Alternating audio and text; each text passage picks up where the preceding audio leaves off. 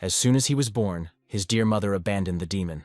Becoming an orphan, he desperately fought with local boys every day for scraps of food. Though his tongue was sharp and his words bitter, he had a master who loved him madly.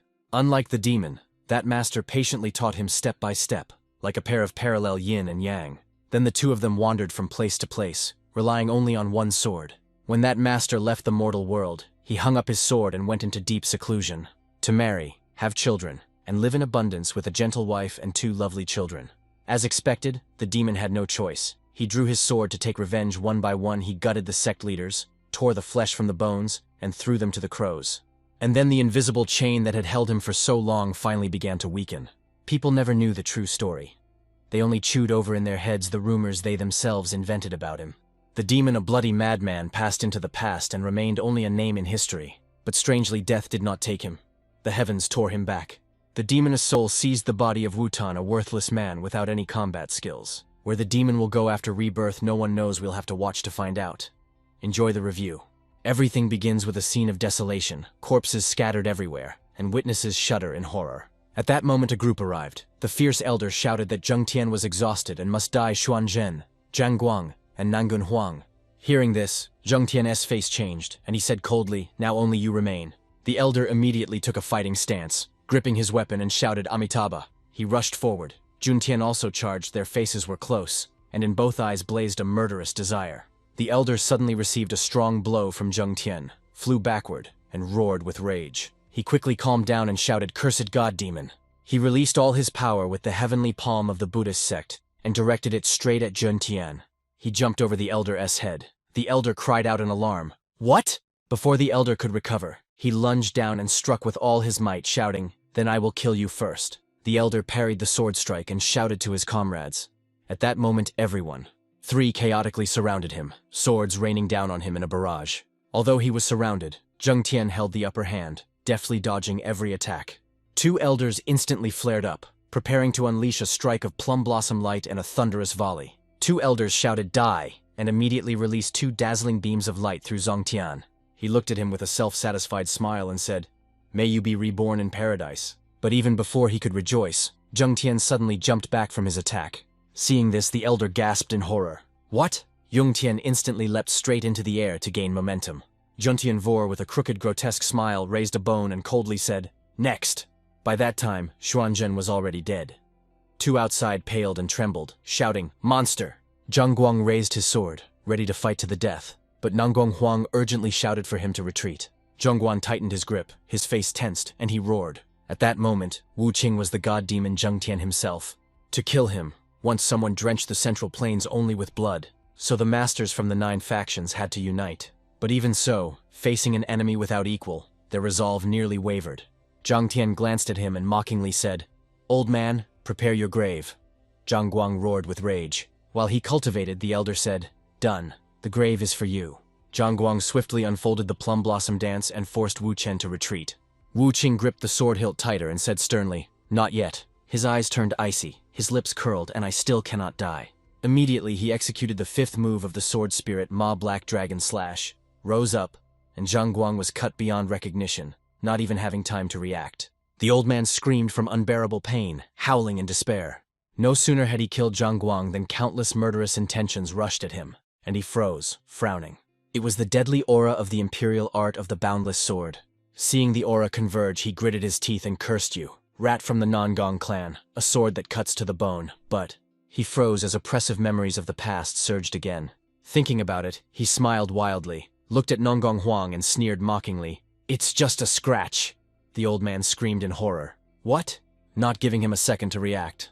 His eyes flared with a bloody tint as he raised his sword. He gathered all his strength and struck Nongong Huang with all his might. The elder recoiled in shock, but was still hit in the face. Eyes wide, teeth clenched in rage, he suddenly accelerated, instantly closed the distance and unleashed his technique. The old man groaned in pain and called Yung Tian a vile demonic bandit. Zheng Tian radiated an icy deadly aura, ignored the old man's words and moved forward. The fight began again. The two faced each other. Nongong Huang gathered himself and continued throwing his techniques. He had not yet managed to counterattack when the old man seized the moment and jumped down from the height. Nongong Huang's face tightened. His eyes shone with rage, and he lunged downward. The old man suddenly stabbed him in the back with a knife, and he roared in pain. Seeing this, the old man sneered and barked, "Die, bastard." He hissed that his life would end here, and Zheng Tian writhed in pain. Unconsciously, he recalled the carefree days of childhood and felt that everything had changed. The old man gripped the sword tighter, suddenly said, "It's over," and this stunned him. His face was full of murderous intent, blood dripped from his lip, and he growled. He shouted, "I said, end this curse!" Then, without hesitation, he stabbed the sword through the old man again. The old man was struck, he spat blood, his eyes were bloodshot, and he hissed in pain. He panicked, the blade had clearly pierced his heart. How was he still alive? He stumbled. Demon god, his head falls. 9 great sects were wiped off the face of the earth, not a single living soul remained. Only emptiness. Suddenly Yung Tai Yan plunged into memories around him, echoed children's laughter and quarrelsome voices. While the child was still playing, suddenly someone's hand appeared. The child was lifted up. He looked intently and wondered if it was a moment between life and death. So much time has passed since I last saw the master's young face. Yes, from here began the journey to Zhonghu. It all started with battles for survival.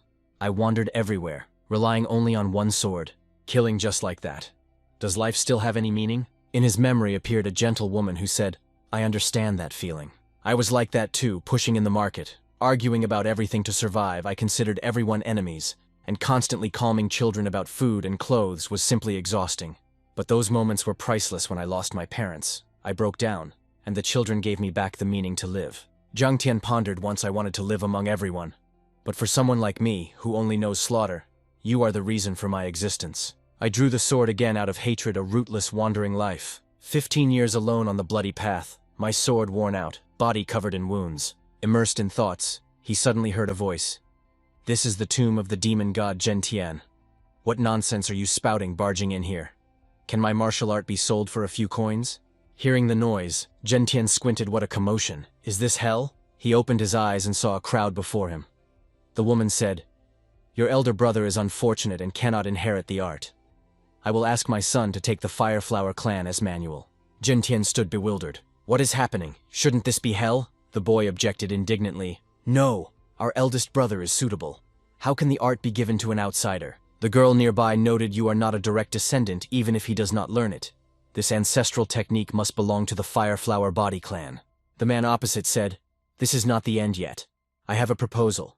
Zhen Tian asked about the proposal. That man continued, "I heard those two are so poor they don't even have food, so I will put up the money. And you, Hua Wuchen, stake all the art of the Fireflower body clan. We fight. The winner takes all." 2 children sprang up. "Our eldest cannot train because of his madness. Do you seriously think we will fall for this?" The man sneered mockingly. "Chatter, what a nuisance." When they called him Wu Qing, Zhen Tian became even more confused. "Stop, who is Hua Wu Qing?" He shouted decisively, "I am the demon god Zheng Tian." Dao Bao froze and repeated the name in shock, "Demon god Zheng Tian." Dao Bao curled his lip with a sneer and said, "If so, why don't you call yourself the king of the underworld?" Dao Cheng blushed with shame, and Su Yan nearby was no better. An arrogant female voice sounded, scolding him for something growing day by day. Fu Chuyun clicked her tongue and mockingly said that the future of the Fireflower body clan was decided. People from the Qinhua Merchant Guild left, leaving a promise. His silence meant he agreed to a duel at the Baiyun Pavilion on the 5th day of the 2nd month. Dao Bao warned, "This is a vow between 2 fighters," then began provoking, reminding the demon god Zheng Tian that he knows well the consequences of breaking an oath. When they left, the 3 who remained stood in shock. They could not believe that this decision was made for them.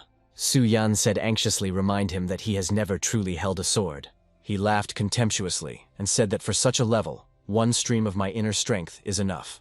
Wu Xin tested his inner strength and instantly felt something strange. He asked himself in surprise where his energy had gone. He panicked and shouted, feeling that his body was empty and there was no strength left inside. He exploded with a scream of rage, cursing his weak body. It couldn't even lift a sword. He continued to scream wildly, and the girl begged him to stop. The girl called out to him in despair, begging her brother to come to his senses, even though he was going mad. Tears welled up.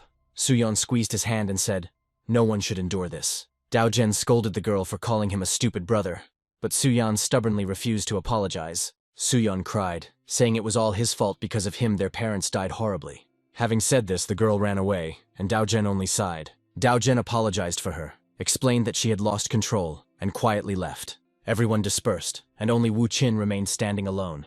He was ashamed that the children saw him as mad, and only bitterness remained in his soul.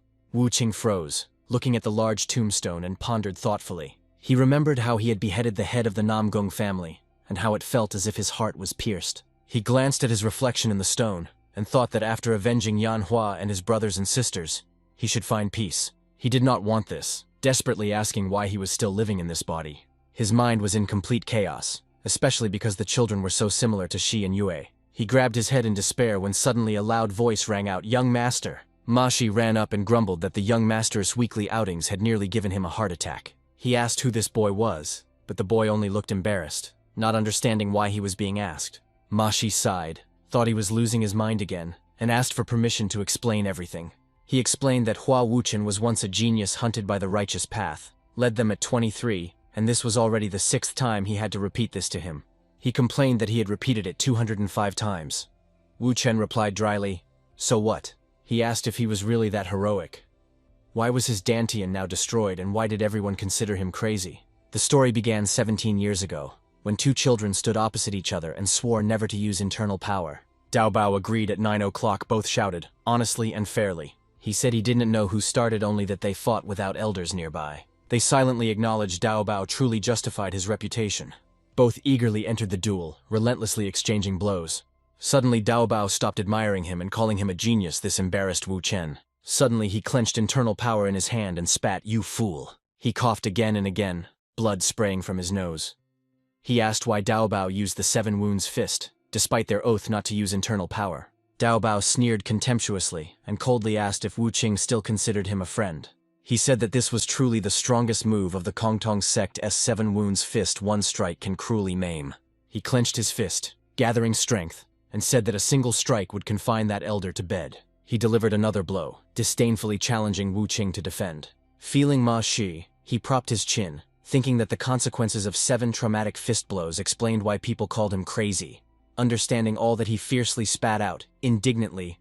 He recalled the conditions of Dao Bao, and suspected that the one who destroyed him also dared to demand a duel. He asked Masha how they treated him then, and learned that it was the decision of the previous master. He asked, "And my father?" Masha replied, "Yes." The father decided only to scold him because Dao Bao was the son of the influential Qinghua Trade Guild.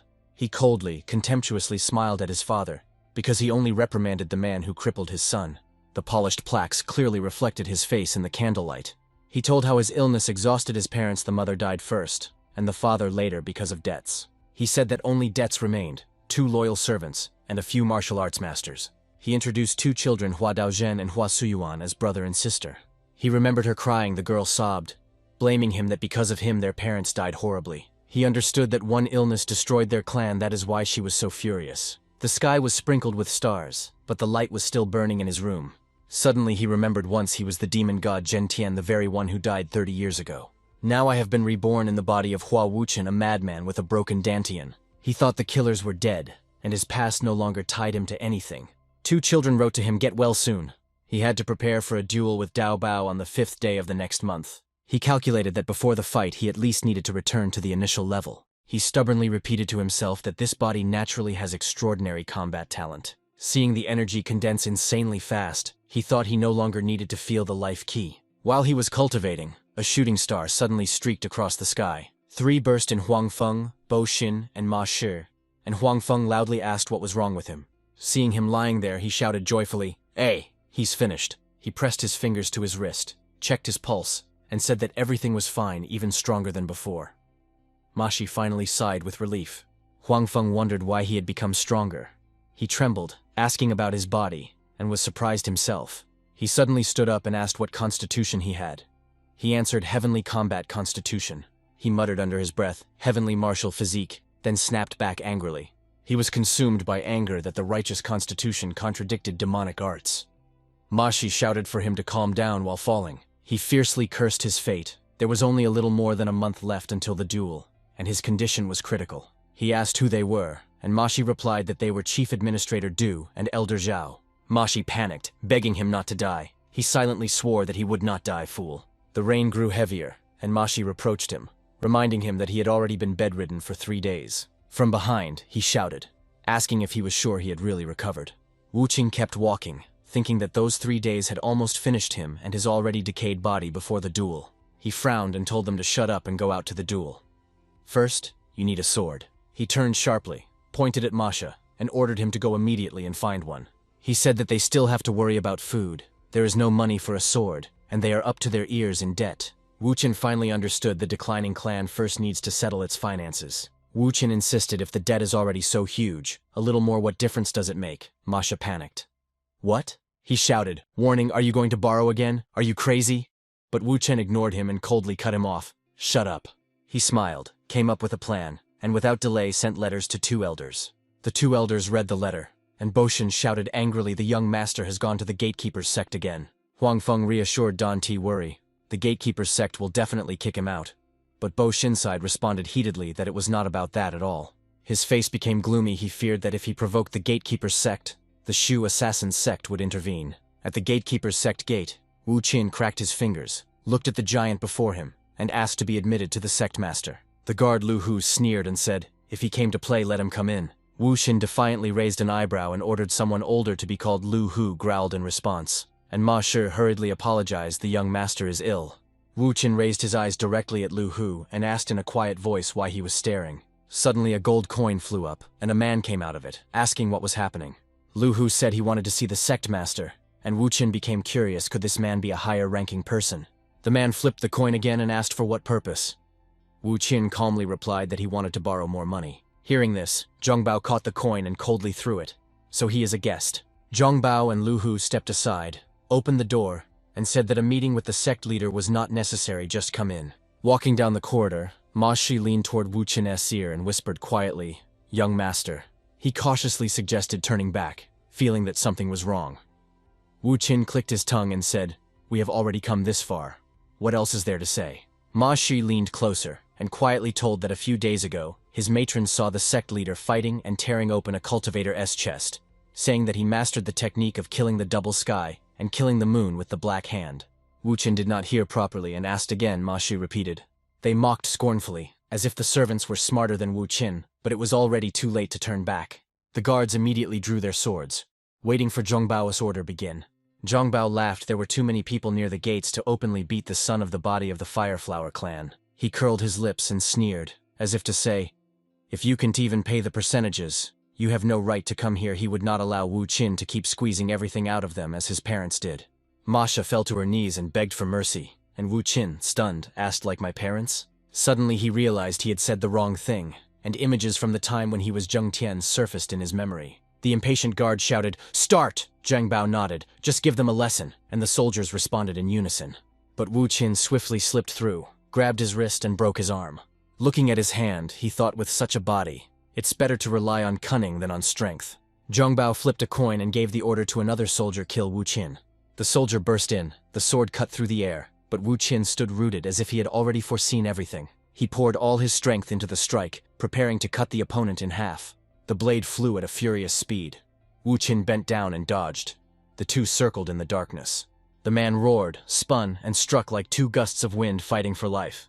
Wu Xin bounced off nimbly and thought, I cannot match strength, I will have to rely on my legs. Suddenly seized by inspiration, he enthusiastically struck his opponent with his forehead on the chin. The man lost his balance, blood splattered, and Zhongbao seized the chance and rushed forward. He struck downward, but Wu Qin dodged. He exploded with a roar of rage. They surged forward, but Wu Qin skillfully flipped and rolled without stopping. No one could guess where he would turn. Zhongbao and his thugs fell and only slowly got back on their feet. Not seeing Wu Qin, Mashi panicked and shouted, are you okay? He sat down, replied that he was fine, and Masha curiously asked where he had learned that strange fighting style. He admitted honestly, it is not a martial art, just tricks. He began wandering the streets. Masha, surprised, asked when that young master had ever wandered the streets. Zhongbao jumped up, flipped a coin, and smiled mockingly, challenging him try to dodge one more move and launched an attack. Wu Qin frowned, thinking, is all this because of one coin? He exploded with fury and sharply ordered the soldiers to step back, deciding to handle it himself. Swallowing, Wu Qin hastily said that he wanted to meet with the sect leader and asked why it was so difficult. Zhongbao drew his sword and coldly replied that the sect leader was not someone he could meet. He sneered, ordered to smash Wu Qin, and rushed down to strike. A sudden flash of light made Wu Chen draw his stick to block the blow. Zhongbao frowned and muttered in surprise that it was just a stick, while Wu Qin jumped aside and thought that using a stick as a sword was a good idea for now. Blow after blow, block after block they exchanged without pause. No one gave up. He remained alert, thinking that the man's techniques were really as strange as they said, At that very moment, Zhongbao opened up, and Wu Qin instantly noticed it. He struck right into the gap, pierced the hand, blood splattered. He was stunned. He did not expect Wu Qin to block the sword with a stick and immediately find his weak spot. He chased step by step after that rotten rat who growled, while Wu Chen laughed and told him not to underestimate the stick. He twirled the stick and smiled, confident that it would scare him. Chief Vital followed the stick and struck Zhongbao, stunned that Wu Chen had reached that level so quickly. He tried to stab again, but Wu Chen easily dodged, and he wondered if this was the person he once knew. He raised an eyebrow and asked exactly to whom the clan owed a debt. The sticks pierced deep into the flesh and hit the bone in his elbow joint. Standing before him, he sneered at their pathetic martial skills and even dared to demand repayment. To taste the martial art you despise, Wu Qin just clicked his tongue and replied, "When will I do that?" Zhongbao rushed forward with his sword, shouting, "Your farce ends here!" Blackhand, the twin technique of Heaven-S extermination and Moon-S killing. The ultimate move. But Wu Qin only coldly snorted, the same one who had mocked. "So it S you," he said, and swiftly dodged the strike. The opponent froze in shock. He really dodged. And at that moment, Zhongbao noticed a strong punch from Wu Qin was rushing straight at him. At that moment he saw only the sword spinning, and his head buzzed. He could not understand why Wu Qin concealed such overwhelming power. At that moment, Wu Qin directed his strike straight at Zhongbao and everything shook. Zhongbao spat out blood, muttering something indistinctly. "Bastard, how do you intend to pay for the consequences?" Again, Wu Qin lightly tossed a coin into the air and said, "I did not come here to listen to your threats. But if you tell me what I want to hear, I can give you a little more time, so I will say it again." Wu Qin turned around. His expression became terrible, and he said, "Lend me some money." He laughed with pleasure, thinking he had not been this happy for a long time. As soon as he finished, Masha rushed forward and snatched the pipe from him. He slammed the pipe on the table and barked angrily, "This harms the young master."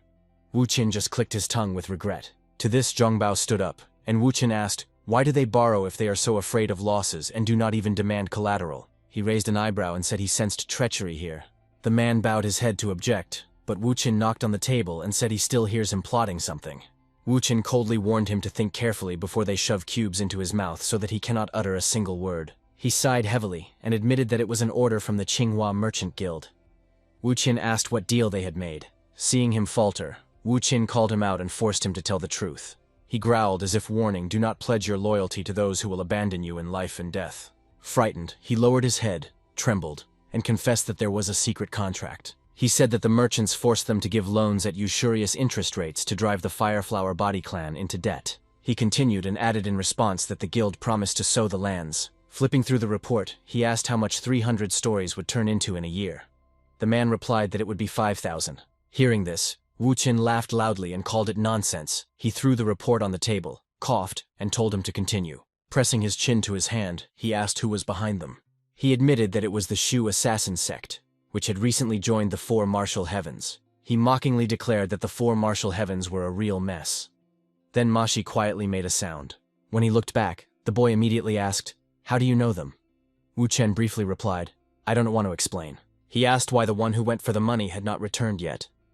Zhongbao replied that he needed a little more time. The man with the chest of gold ran in, handed over all 300 taels, and immediately caught Wu Qian's attention. He opened it, carefully checked, and nodded with satisfaction. He stood up, handed the chest to Masha, and barked not to ask questions and to hold it tightly. In the rain, he strictly ordered to record the loan in the ledger. He promised to return and pay back every penny as soon as he dealt with the merchants. Suddenly he remembered and warned them, "Do not exploit people uncontrollably." He looked sternly and warned, "If they cross the line, they will be crushed." Hearing this, Wu Qing only sighed as if he understood everything. He and Masha left, walked, and thought about who to destroy first. Returning home, Bo Xin burst out with a joyful exclamation, but seeing blood on himself, he screamed in alarm. He asked anxiously about the blood. Wu Qin immediately replied that it was not his. He hurriedly asked what happened in the sect of the gatekeepers. Wu Qin calmly said he just borrowed a few stories, they were short. He said directly that they must watch the martial arts masters and not let them go anymore. Bo Xin trembled and asked where the money came from. The sect of the gatekeepers definitely would not lend. Wu Qin replied that he forced them to record everything in the ledger. He patted Bo Xin on the shoulder, told him to make sure the brothers had food and clothes, and he would take care of the rest. After talking, he went inside, leaving only a brief instruction, "Do good." He left, leaving three standing there confused, watching him go.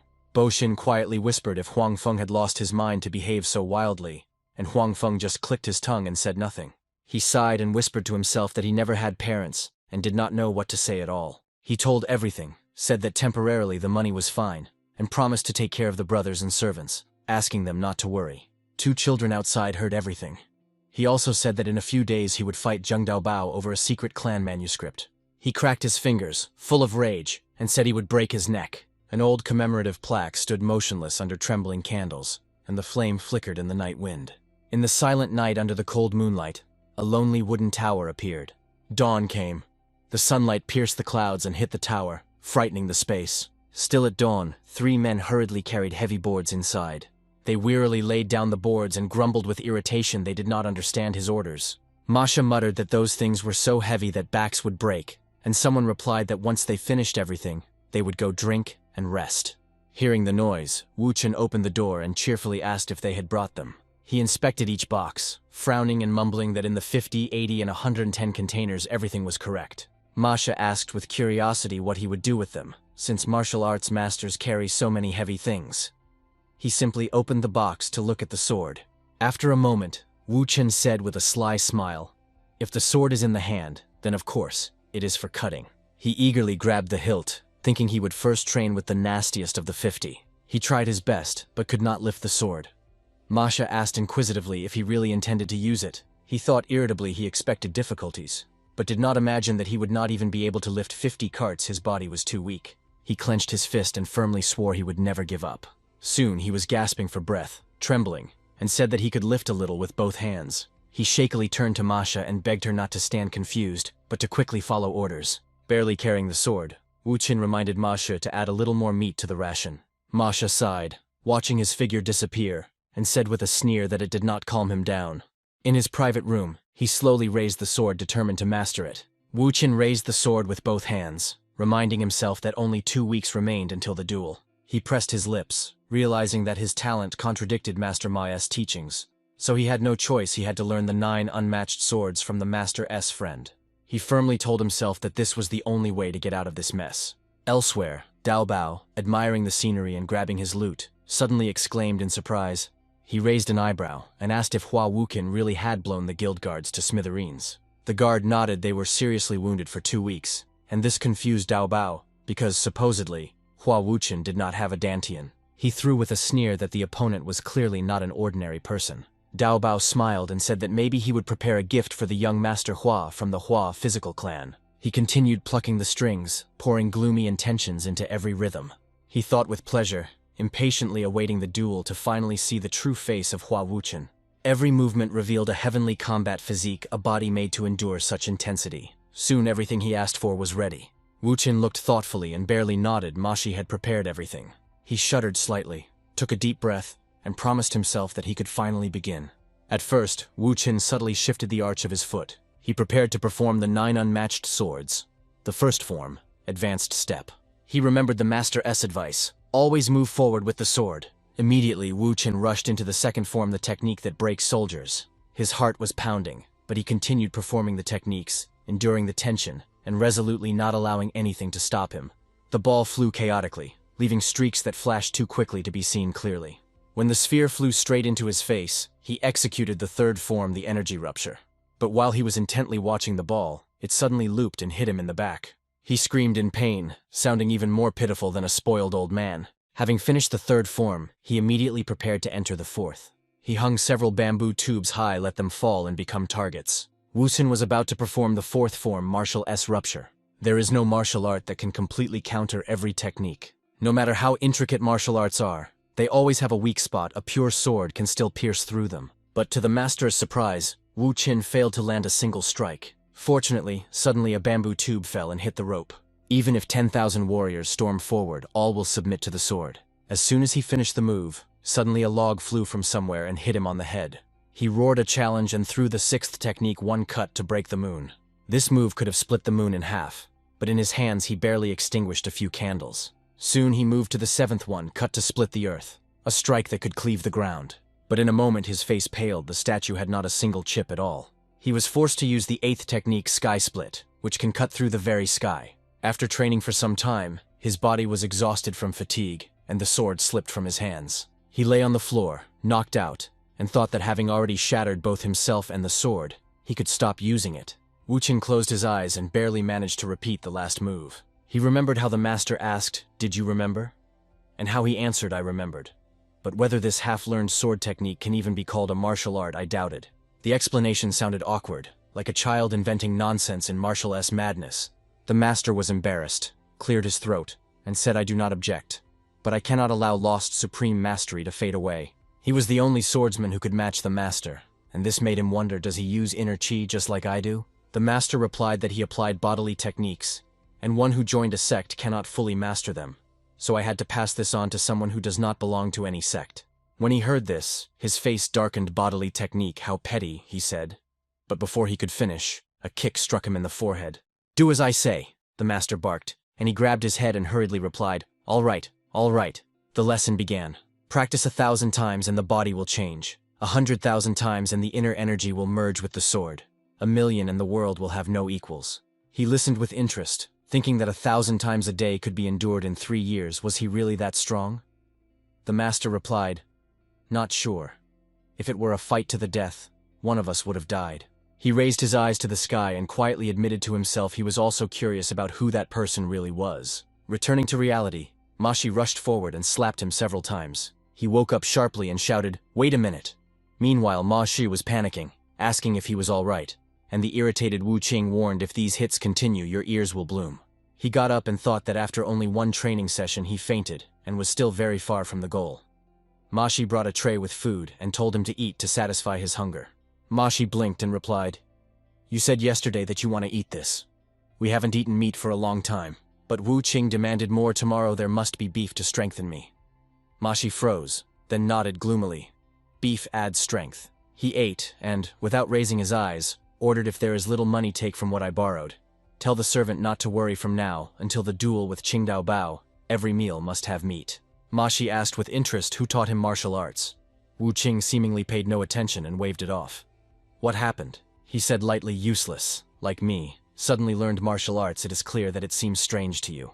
Mashi's people recalled how this man once defeated the gatekeeper's sect with only sticks, although he knew no martial arts, and now practiced strange sword techniques. Swallowing the last bite, he said, "I already told that guy. Telling you won't hurt either." He was about to say who he really was, but Mashi interrupted him. "Stop, I don't want to know." He was afraid that he would lose his mind, change, and disappear again. He swallowed and quietly whispered, "You want to leave the Fireflower Body Clan, right?" He said seriously, "I want to go. Only when this family becomes the strongest martial clan in Sichuan will I consider it. Otherwise, I have nothing else to do." Mashi froze in surprise. "This is the clan of the highest marshals in Sichuan," and he replied, "Yes, why are you surprised?" Wu Qing instantly slapped himself on the forehead. It immediately swelled. He barked, "Enough, go!" Masha had to leave. Sitting silently for a few minutes, he quietly asked his former client, "Are you satisfied now, Hua Wuchen?" Huanfeng looked out the window and remembered that the match was in 10 days. Bo Xin muttered, "Qingdao Bao. He will definitely try to kill the young master and seize the treasure of the Fire Emperor." Bo Xin looked puzzled. "What did you say?" Huanfeng continued. "Think about it." Huanfeng remembered 2 children. His heart tangled like a ball of wires. He understood we cannot allow those 2 children to die along with them. And it turned out it was Wu Qing's breath after sword training. After several days of hard training, he felt his hands became noticeably more defined. He could barely swing a 70 cat sword with one hand, but his techniques were still clumsy. A familiar voice called Hua Wu Qing's brother, who was still training, and he looked back. He waved them off as if to say, "Go play somewhere else." But the children froze and said they were worried because he had been forcing himself to train for several days. They asked if he trained because of those words in Wu Qing's mind. The girl who shouted, "Because of you, our parents died," appeared again, and Su Yan had since carried a feeling of guilt, saying she was just too angry and didn't mean it. He involuntarily thought, seeing them, he remembered 2 other children. He gently stroked both of their heads and reassured them, "It is okay, don't worry." Daojin imitated the sword stance, and Su Yan stood nearby correcting, "No, brother, hold your hands straighter." Wu Qing softened, thinking they imitate me so cutely. Looking at them, he remembered training with the master and suddenly understood something. The master's words burned in his head. Wu Qing, exhale when you swing the sword, the longer, the better. The teacher once made him balance a basin of water on his head, and ordered him to slow down, return to stance, and breathe shortly and slowly. He pondered. Here it was, the weak spot of the 9 unmatched swords. He gripped the sword hilt, almost forgetting that lesson, then put down the sword and smiled, "Don't worry, brothers, you are the strongest." Then he instantly slammed the door, separating himself from the children. The children looked at each other anxiously. Will he be okay? Probably. But no. Wuchen once again threw himself into training without rest, and every word of the master came alive in his mind. Wuchen drew his sword and performed the fifth technique, army killing, unleashing all his chi in one explosion. Seeing that his movement had improved, he beamed with joy. This was a chi cultivation method accumulating internal strength through body movements. He leaned back and with one jerk cut the candle. Unlike meditative methods, the art of movement with a shield was considered low-grade and unexpected. Not like before now, he adjusted his breathing to the rhythm of the sword so that his body would not sway. Gradually his movements noticeably improved, all thanks to the calm Chief Lu. After many exhausting trainings, the once turbulent Dantian began to thicken.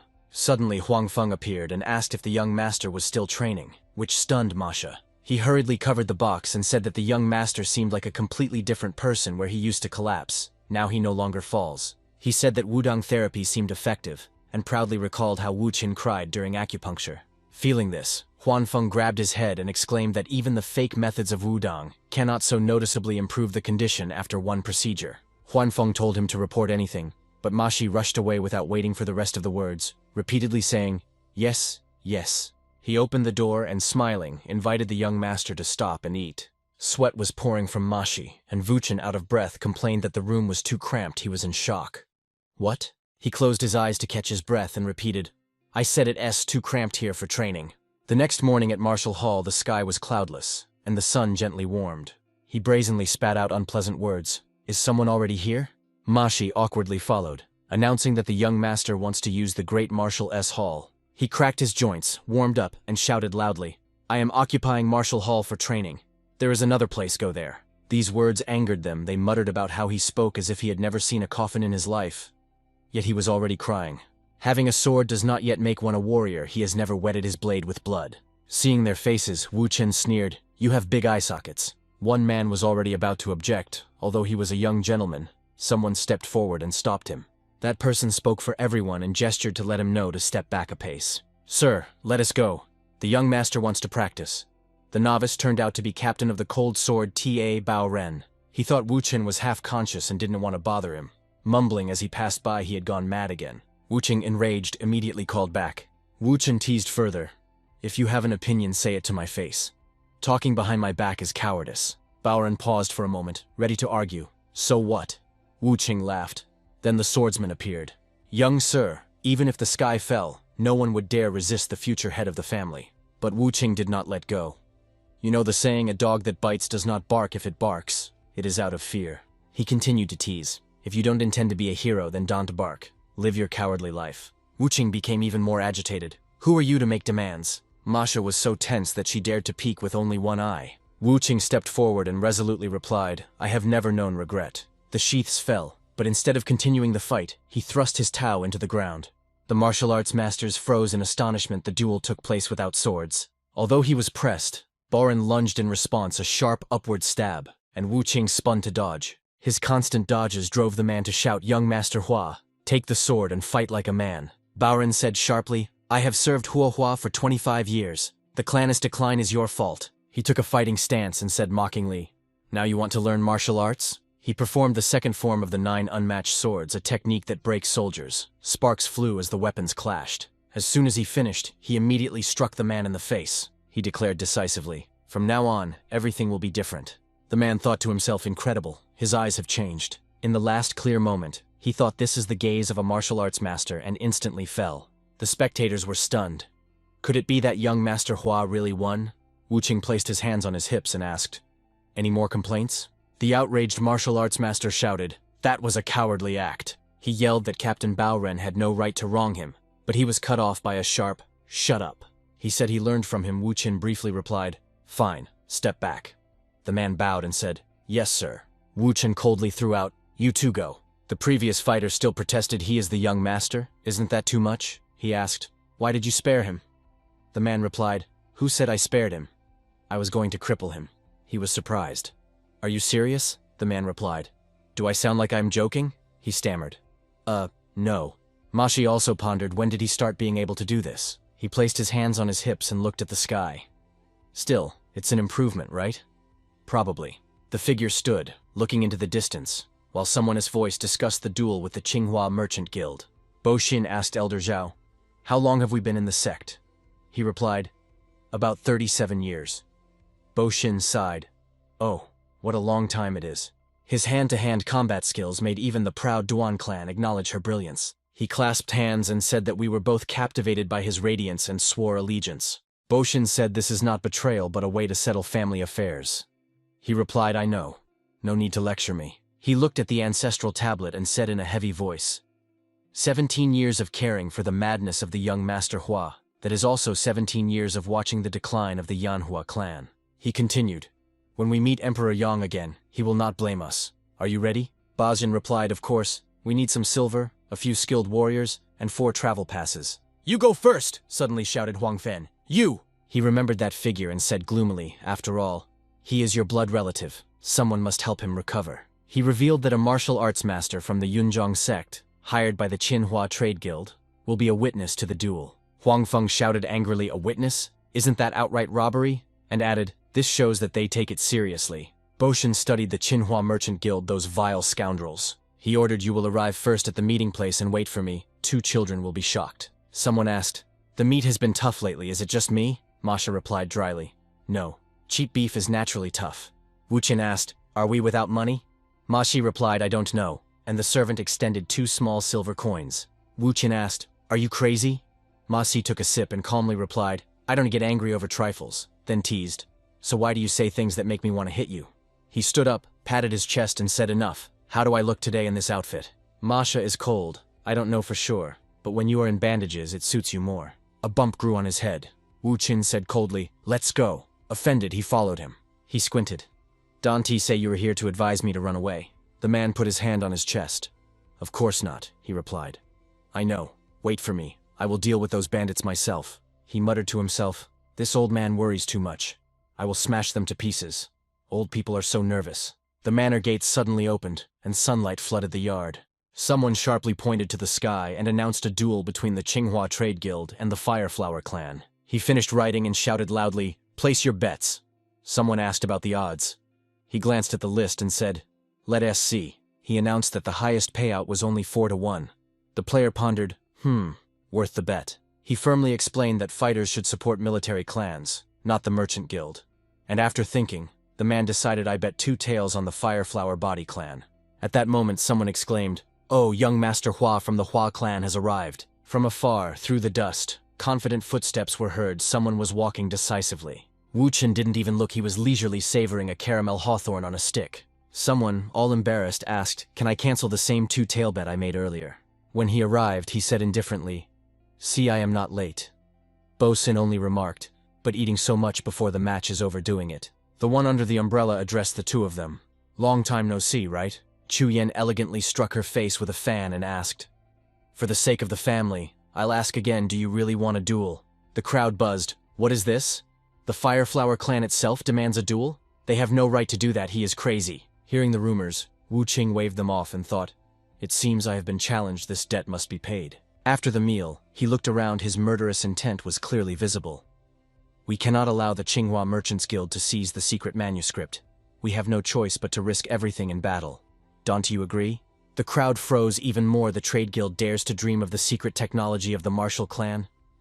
And this is even Xinghua. What is going on here? She released a murderous intent and asked, "I wonder how long you can keep calm." Soon they lit the signal fire. Everyone fell silent and watched. He decisively declared the witness of today's duel will be Khan Icon from the Congdon sect. He solemnly introduced the heir of the Qinghua Merchants Guild, Qing Dao Bao. And on the other hand appeared a young gentleman of the Hua family, Hua Wu Qin. The crowd shouted. He proclaimed in the name of the Congdong sect, "Fight honestly and with honor." Dao Bao said with a smile, "Oh, it seems the guild has delivered the goods to you." Wu Qing blinked. "Goods?" He boasted, "The outfit you are wearing is the uniform of Fireflower Body clans. I sent it as a welcome gift to the young master." Hearing this, Wu Qin sharply drew his sword. "Oh, is that so?" He spun the sword, throwing down the gauntlet. "When this duel ends, each of the remaining shipments will have to be returned." The crowd held its breath. The corporeal clan Fireflower with a sword? Could a sect known for excellent unarmed technique possess the art of the sword? They looked confusedly at the 2 lying on the floor. Isn't the Fire Emperor praised for palm strikes, not for swordsmanship? Bo Chen anxiously asked again about what happened this morning, and when he was advised to run away, the young master exploded with rage. He looked suspiciously, and the boy, stammering, muttered that it was a joke and insisted that the young lord would definitely win. Mashi argued with himself whether to run, and Bo Chen doubted whether the young lord's madness was infecting him. No objections were heard. The drummer struck the drum, signaling the official start. The clash thundered as Wu Qing lunged like a fierce tiger. Even Dao Bao and Mashi froze. They could not believe their eyes. Everyone wondered where he got such strength, since he was constantly called mad and had never studied martial arts. Dao Bao gritted his teeth in anger as he was relentlessly pushed back. Unwilling to accept this, he madly rushed forward, but it still looked childish. Although Dao Bao attacked again and again, Wu Qing parried every strike. Behind them, an explosion thundered, but both of them still continued to fight. They kept clashing face to face, neither retreated. Seeing that they were still holding on, Chu Yan was stunned Hua Wu had endured for so long. But she was firmly convinced that compared to the kung fu she had honed for years, Wu Qin decisively took the initiative and launched an attack on Dao Bao. Their weapons clashed again. Entangled in the struggle, they trembled with fear. Then they separated and continued swinging their weapons, causing explosions one after another. As soon as they parted, Dao Bao instantly raised his weapon, ready to defend. The slash caused a powerful explosion, and he was forced to raise his sword to block the strike. Dao Bao's eyes widened in shock. He could not believe the power of that blow. He angrily rushed forward, shouting that this time he would cripple Hua Wu Qin.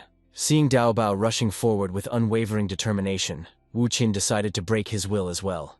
The nose carried murderous intentions and a deeply rooted grudge. He lunged forward, confident in his skill. Both unleashed their signature moves, unwilling to yield. He instantly dodged to the side, evading Dao Bao's deadly strikes.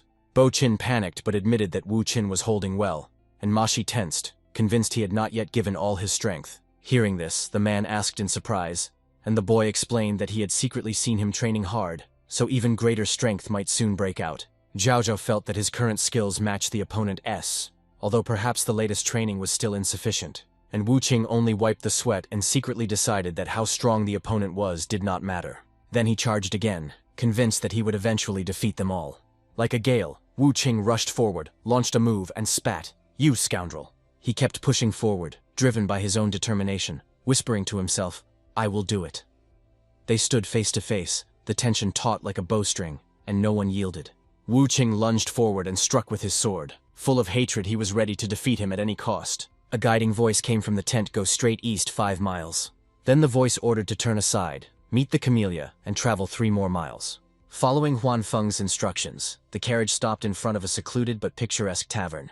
Seeing the inn, the man sighed with relief. He had finally arrived. Seeing Dao Zhen and Su Yan still asleep, he relaxed with relief. It meant delivering them had gone smoothly. Before leaving, Huang Feng asked again, but the bosun stubbornly insisted on staying. He wanted to personally retrieve the young master's body. He closed his eyes and stubbornly whispered, "I will personally escort young Master Hua the last stretch of the way." Unable to convince him, the man said goodbye and agreed to meet again at the agreed place. He raised his eyes to the sky and sighed quietly.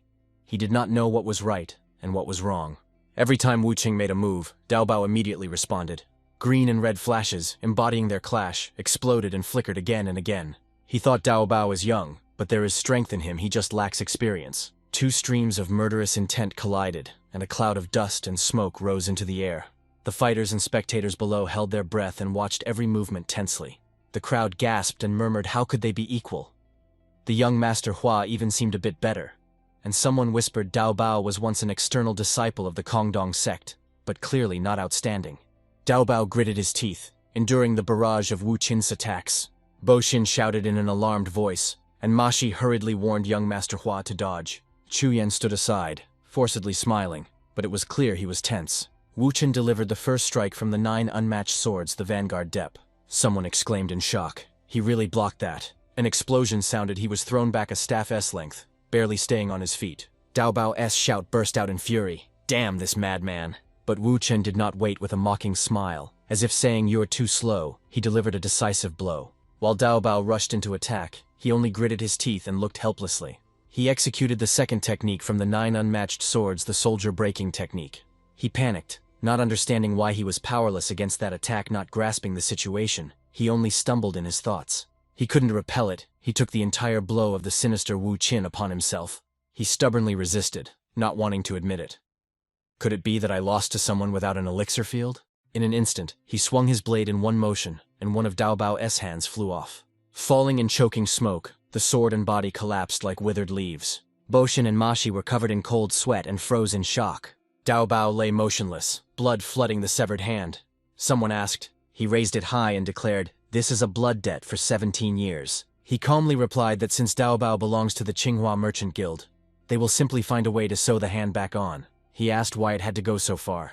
Wu Qin snorted coldly. "What did you say?" The man objected, saying the duel was already decided, and Wu Qin calmly replied that if so, then he also has something to say. He asked bluntly, "Did you really use the 7 wounds fist against a 5-year-old who didn't know martial arts?" His voice was icy. This put an end to 17 years of revenge.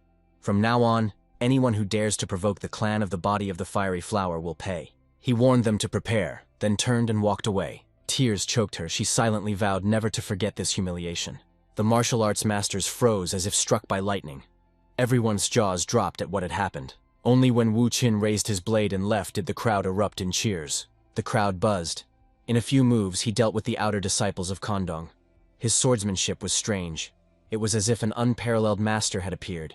Masha and Boshin rushed after him, calling out, "We are returning to the residence," he said.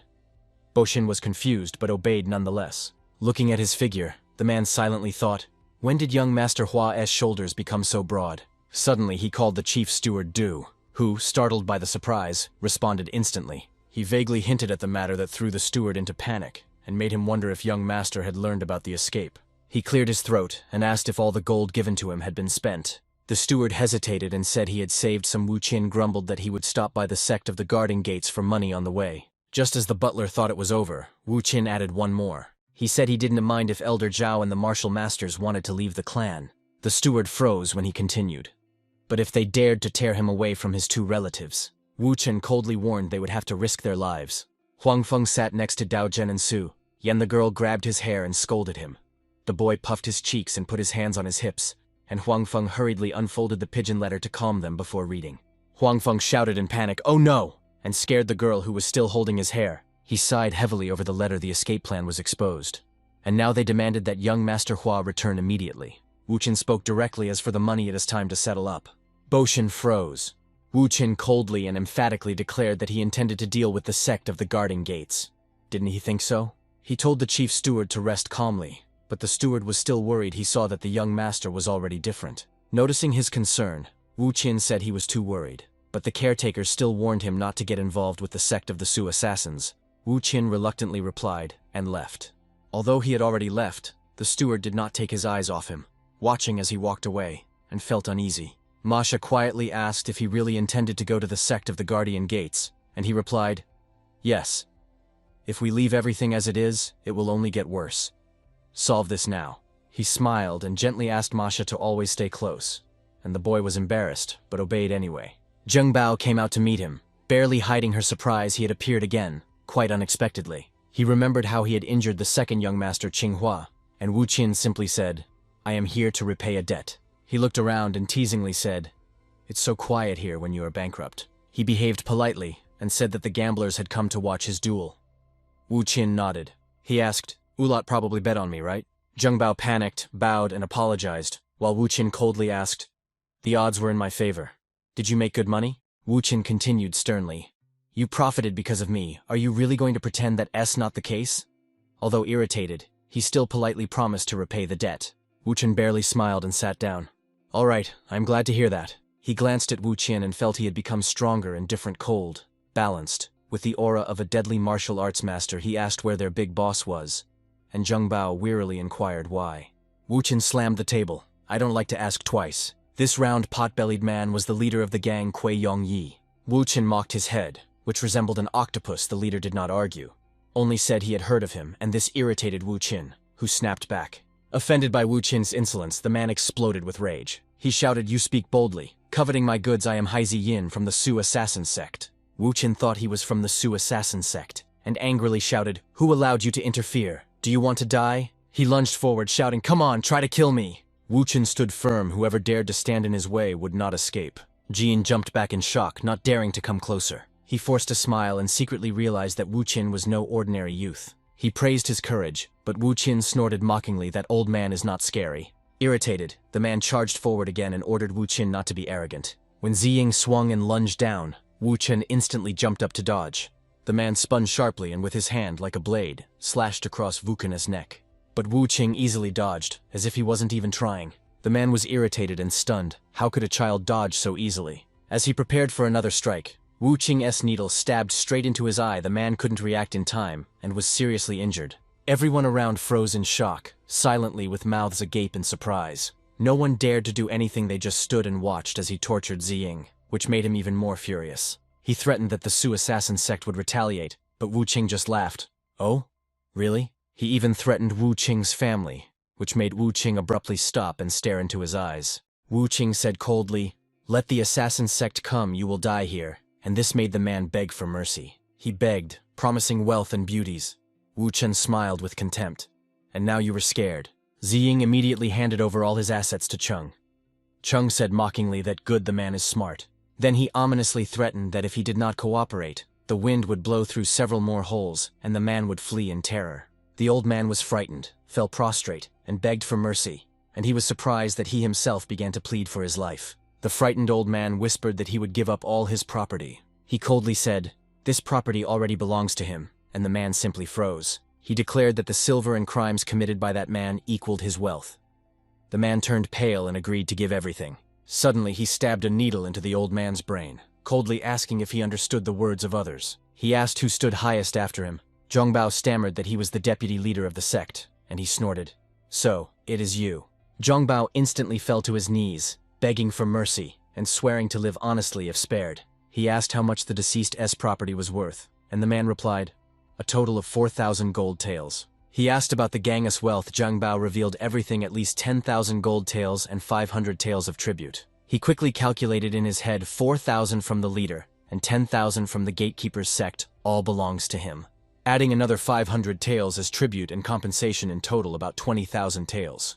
Well, fair enough. The man hastily promised to prepare the papers when he was told to resolve it right on the spot. He replied, "Yes." He said coldly, "And now, how much are your lives worth?" He said he would spare only that one man, and the crowd panicked, fell to their knees, and begged for their lives. Standing before a pile of things, he said it was just loot from debt collection. He froze before the horde and hesitantly called the young master Hua. He reminded him of sexual support from Guardian Gate. The man asked about alliances. He replied no need to know. The man blurted out that Josie Kang from Scarlet Swords Act had sworn a brotherhood oath with Hazy Ying and Cheesy Ying. He paused in thought. Hazy Ying, the very one whose all 10 fingers are black. Boshan froze and asked. He nodded and told how he stuck a chopstick in the man's eye. The man was stunned. He whispered in a quiet voice, "It's hard to deal with such people. But if your restrictions appear, don't impose them on me. I will kill them all." He added, "Tonight prepare tender beef and don't forget to set the table for my family." The man thoughtfully guessed Hazy Ying is famous throughout Sichuan. And this young master seemed quite unremarkable. Could he be the same former young master? Somewhere nearby, a male voice authoritatively ordered to set up an ambush on the Fireflower Body clan. A woman coldly replied that he was just a hired worker, and said nothing more. He answered, "Understood. We will return the child by dawn, no killings." He gritted his teeth and shouted, "Hua Wu Qin, I will destroy everything dear to you right before your very eyes." Once, the Fireflower Body clans shone incredibly brightly. The Flame Emperor commanded respect throughout the martial arts world, and the arena was packed. Everyone came to see him. Even Tu Xuan from the Tang sect praised his character and fighting skills. In just one generation, the Fireflower Body clan grew into a power that no one dared to underestimate. The most powerful masters feared them, and the residents of West City joyfully greeted the clan members every time they appeared. But after the death of the Flame Emperor, new leaders emerged, both those who knew how to rule and those waiting in line for the throne. The clans slowly faded, and even the most loyal began to leave. The righteous saw him as a hero, while enemies saw an unparalleled demon king feared by all. Why did the silhouette of the young master evoke in him a memory of the ancient Fire Emperor? A sudden call tore him from reality. "Chief Steward." Boshin froze. "Why are you the only one here? Where are the young master and the lady?" It was reported that the assassins of the Merchants Guild Qinghua set an ambush for us. Zhao Huangfeng and the fighters, risking their lives, held them back, but they were more numerous. He shouted in panic to inform the young lord, and rushed forward himself. They responded loudly and in unison to the command. "Yes, Chief Steward. If you continue to resist, the children will die too," Huangfeng said, choking with rage. He shouted a warning loudly, "Step back, don't cause chaos here." and this allowed them to unleash their attacks on him one after another. Scarhead ordered, "Take care of this side, leave one child, kill the rest." When the moment came, he swung his blade. "Die so you want to see me." He was struck in the palm and blood spurted from it like a fountain. At the decisive moment, the attacker cut again. Boshin did not have time to react and just stood, taking the blows. Falling to the ground in front of the children, the attacker was about to move on, deciding whom to kill and whom to spare. Dao Zhen stepped forward because the girl was trembling and calling him. He made a move. "Do you want this? Then you will die yourself." On his crazy face, they understood, isn't this Hua Wuken, who has gone mad? They argued. Killing Hua Wuken might not work, so they decided to block his path and kill him. Throwing himself into the attack, the man still threatened, "You will not see the dawn, Hua Wuqin." He could not recognize the opponent as skill, he was only good at intimidation. The bald man panicked. What the hell was that? Yet still they clung to hope and rushed forward together. Kill him. To give Wuchen time to deal with them, he used the fifth form of the Sword of Nine Absolutes and crushed everyone before him. This scared the others. They looked at him in horror and wondered what kind of monster he was. Seeing that everyone was safe, especially the children, he finally exhaled. Only then did the little girl slowly open her eyes and look at him. Her brother covered his eyes. "Danti, look," Suyan said emptily. "What are you doing? Is this Hua Wuchen? Did he defeat them all?" But Dao Zhen still covered his eyes. "I told you, Don, to look." Wuchen asked anxiously. "Are you two okay?" The boy stammered. "I am okay." He softened. "You must have been very scared." The boy shook his head. "No. I come from the Marshall family." He ordered Elder Zhao, "Take the wounded and the two children back to the manor." "Yes, young master." The wounded were carried out. He turned to the last one. "Well then, you were sent by a spy from the Qinghua Trade Guild, weren't you?" He panicked. "You will really spare me," he barked sharply. "Danti, make me repeat myself." He confessed it was Fu Chuyan, head of the Qinghua Trade Guild. "She hired us through the Purple Forest Gang." He asked, "Will you really spare me?" Wu Qing raised his sword and said, "If you want to live, go and tell her that. Explain clearly how Hua Wukin from the Fireflower Body Clan destroyed her own people." When people saw how Wu Chen walked down Blood Street, they whispered anxiously, calling him the madman of the Fireflower Clan. His illness was getting worse. When they saw him covered in blood on the avenue, no one dared to mock or just walk past. So, Hua Wuchen, who was once called the Mad Young Master or Maniac, since then people spoke differently and began to call him the Hidden Dragon Sixiang. As soon as she reached out to hug him, she was pushed away. She hurriedly asked, "Is the young master normal again? Is he okay?" He answered, "Yes." Then she asked, "Is everyone in the infirmary?" He nodded. Yes, not everyone was fine. The second young master and the young lady were taken to the infirmary to be revived. Wu Qing praised, "Good. Go and prepare the bath now." He replied, "Understood. I will do it." Under the quiet moon, Wu Chen sat in the bath, immersed in warm water. His face darkened, and he forced himself to calm his thoughts. The Marshal S child should not have to endure this. But he did not want to show them the cruelty of the world. He wanted them to hear only honest words and see only good deeds. The next day at the pharmacy, voices rose in alarm. "What? The red burning heart method?" Wu Hin replied, "Yes, exactly. Why did you flinch? Did I say something wrong?" Putting that aside, Huan Feng asked, "May I ask why you need that mental method?" Wu Qing teased, fearing that I would tear it to pieces again. He was embarrassed. "No, that's not the point." Wu Qing said sternly, "Do not start learning this secret manuscript now. From tomorrow I will personally teach both children." He remarked, "I can see from your face that you don't believe me." He objected, "No, not at all." Wu Qing sighed to calm him. "Don't worry, Zhao Huanfeng will be fine." "Yes, understood." After the conversation, he pulled out a stack of papers. It was a copy of the thinking method. Wu Qing grabbed it and left. "I am going, rest." They bowed with deep respect. "Young master, take care." After he left, Huan Feng sighed anxiously. "Will everything be all right?" Bo Shun reassured him. "Don't worry, the young master showed powerful swordsmanship. It saved us and sped up our recovery." Huan Feng felt some relief. His recent madness had subsided.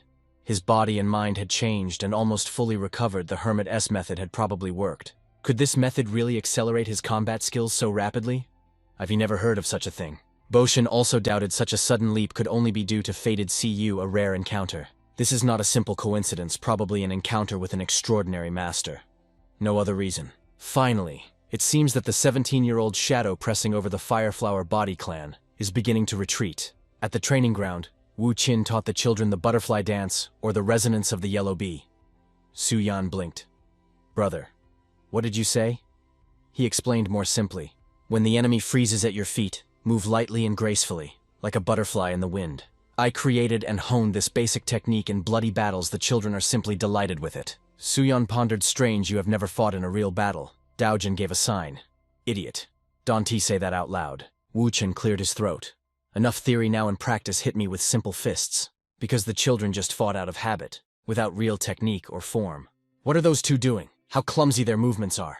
Are they really descendants of the Marshall family, or just too young? Still, it is funny that they can't even maintain balance or control their bodies. The children, surprised, pulled their hands away from him. He pressed his head with his palm. Tired. I have a headache. Let us stop training today. The girl worried. Young master, are you okay? We didn't hit your head. He said you have more potential than I expected. First strengthen your bodies, then learn more complex techniques. And now go rest. See you tonight. His praise ignited enthusiasm in the children, and that night they could not sleep. But the children did not even suspect this. Wu-Chen was still grumbling that it would not be easy. He laughed, thinking that the master had probably gone through many hardships. The student's guilt cut the clan's fighting vein. But I will restore its glory and revive the traditional martial arts of the Fireflower Body clan. I will find that scoundrel with the cursed mark without a blade, the one-eyed demon god Gentian, whom I could not defeat in my past life. He took a stance, ready to train. No matter what happens, I will kill him. He gave in to inertia, and each swing was stronger than the previous one. That afternoon, Wu-Chen trained tirelessly and joyfully with the sword. Huang Feng, looking healthier, said, I am back. Masha was gripped by panic. Well done. And that's it? Do you understand how hard we worked to protect the second young master and the young lady? He sighed irritably. Who allowed you to act on your own? If I had been late even for a moment, you would already be lying in coffins. Say that again. And I will be the first to send you there. Understood? Boshen bowed. Forgive me, young sir. Huan Feng. Yes, young sir. At that moment, a strange voice sounded. He is much better now. I told you only I can cure the young sir. A few more sessions, and he will be completely recovered. It was Du Yongshu. Mashi was breathless. Isn't that him? Wu Qing boldly cut in. Who are you? This is not charity. Get out of here. Mashi rushed to intervene. Wait, sir. This is the Taoist who saved you. Mashi spoke humbly. Forgive me, Master of the Blade. The young master is not completely recovered yet. He coughed quietly several times. He had not finished when Wu Qing kicked Mashi in the side. Step back. He awkwardly forced a hospitable smile onto his face. Oh, sorry. I did not recognize you. After such a long journey, you must be very hungry. Taoist, please, come inside and rest. His hand slid over the shoulder.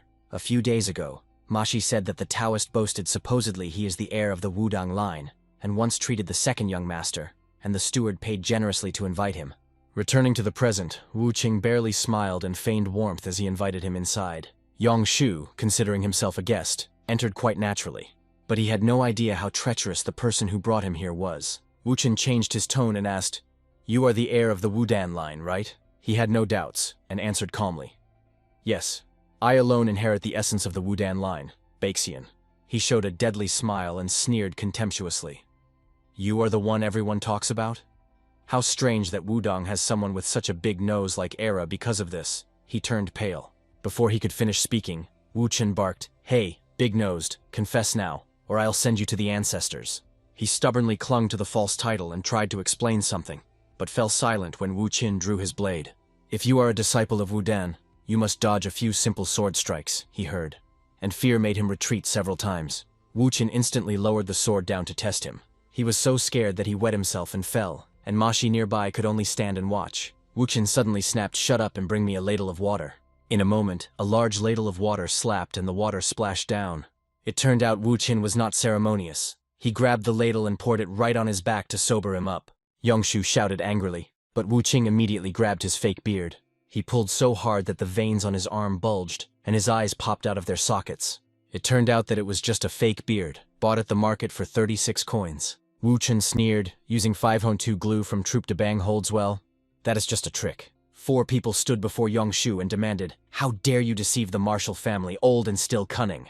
Masha whispered worriedly, and Wu Qin, thinking, said, Of course, we can just leave it like this. His face became demonic. He threatened to cut off limbs, and he panicked and began begging for mercy. Wu Qing softened his voice and joked, Who will pay if I kill you? I'll just cut off a few necessary parts. He trembled, begged to keep his body intact, and promised to return all the money he had extorted by fraud. Wu Qing nodded. but added count the fee for limbs and valuables too, and in panic agreed to everything. He smiled contentedly, and continued to demand ransom for limbs and valuables, which made him panic and give everything after bargaining. Wu Qing called the butler and asked how much the fraudster took. Boshan replied 50 taels of gold. Wu Qin sneered contemptuously, pathetic. At your age you are still so naive. Boshan awkwardly began to explain something, but Wu Qin sharply interrupted. Enough. Let's go. I don't want to hear this anymore. Wu Qin tensely said, Here, the starting price is 50 gold taels. He fell to his knees. I don't have that kind of money right now, unless I give it to Jin Yan. He interrupted there 2 hours. Lead the way. Han Feng followed, but shouted, Stop!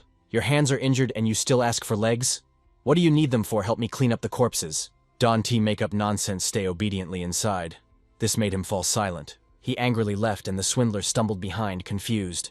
Yes, yes. Bo Xin and Huan Feng stood behind, still stunned by Wu Chen's unpleasant behavior.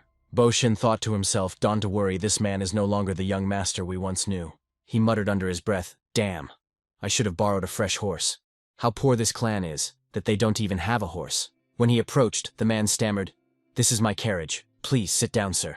Wu Qin said with a sneer, Ah, you cheated for a decent sum.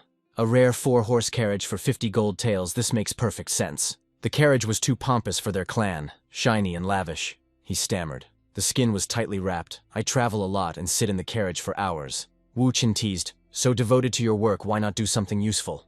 He bowed his head and said, One day I will do it, sir. He lay down and quietly said, I'll nap a little. Wake me when we arrive. The man obediently said, Yes, please rest. Then he quietly slipped outside while Wu Qin was still asleep. While he was sleeping, they pulled him outside and were about to deal with him. Wu Qin was so furious he almost went bald. Another gritted his teeth. Damn, another one. Thinking so, he raised his fist and muttered, Don't blame me. Suddenly the enemy had a third, involuntarily alert eye. Wu Qin parried with his blade and frowned. What is this? Not a bad greeting. The blade hit the big boss, and he instantly raised his hand to block the strike. The main boss was boiling with anger. The hidden dragon from Xishan lived up to its name. Wu Qin smiled mockingly. When did Jin Yan turn into an abandoned forest? He left. So, was I chosen as the target from the very beginning? I thought it was just some petty fraud. It turns out, it is serious. Just when boredom struck, Wu Chen suddenly ignited a wild power. Wu Chen instantly radiated an aura. I am bored too. Wu Chen feared no one. Your gaze is disgusting, like a devil from hell. How strong is this demonic aura? He sharply drew his blade, and you have a real arsenal of weapons. A powerful aura burst from him, proof of his strength. They saw the big boss pushed far back into an open patch of land. They shouted in rage. That scoundrel attacked only one person, save him. Blocking and thinking, damn, he rushes like an iron mace. In a moment, the big boss was shoved, he fell on his back. He kicked him right in the face and he rolled on the ground. They pretended to be frightened because the third brother was about to make his move. The advantage in strength pushed Wu Qin to target the weakest, the second brother. He sharply lowered his blade. The third brother hastily raised his sword to block the strike. The sword was too thin, and Wu Qin instantly split it in half. He chopped straight at the head. The man didn't have time to do anything. Almost killed. The third brother managed to tilt his head and dodge, but immediately after that, Wu Qin delivered a powerful kick right to his stomach. Watching them, he hesitated. Yes, this was demonic kung fu. Why had such arts appeared in the Central Plains? He sighed. He didn't want to kill these junior disciples practicing demonic arts. What else could he do? Yanshu cursed himself. He couldn't believe that the 4 demons of Cheongshan were so decisively defeated. The big boss admitted after a few moves, We realized we couldn't match you. Wu Qin smirked. Why drag it out? Enjoy your defeat. He nodded. Fine, I'll spare you. But then he coldly added, I will cripple your dantian and sever your meridians. He knelt down again and bowed. We were only following orders, please. Do not destroy our path as martial arts masters. Wu Qing teased, You still whine like a child at your age. He asked, Who taught you martial arts? The man froze and only muttered, Huh? What do you mean? He repeated, Who is your master? His demonic aura aroused even more suspicion. Few have such an aura on the Central Plains. Who taught you demonic arts? He confessed. Even when he died, we never learned his real name. Wu Qing was irritated, a student who doesn't even know his teacher's name. The big boss was timid. He forbade us from looking for other students. He was still dissatisfied. I understand. You should have trained calmly, not become bandits. The big boss turned pale and immediately objected. Bandits? No, we just sometimes helped brothers with business. Wu Qing suspiciously asked, Business? Don't you know what he was like and still helped?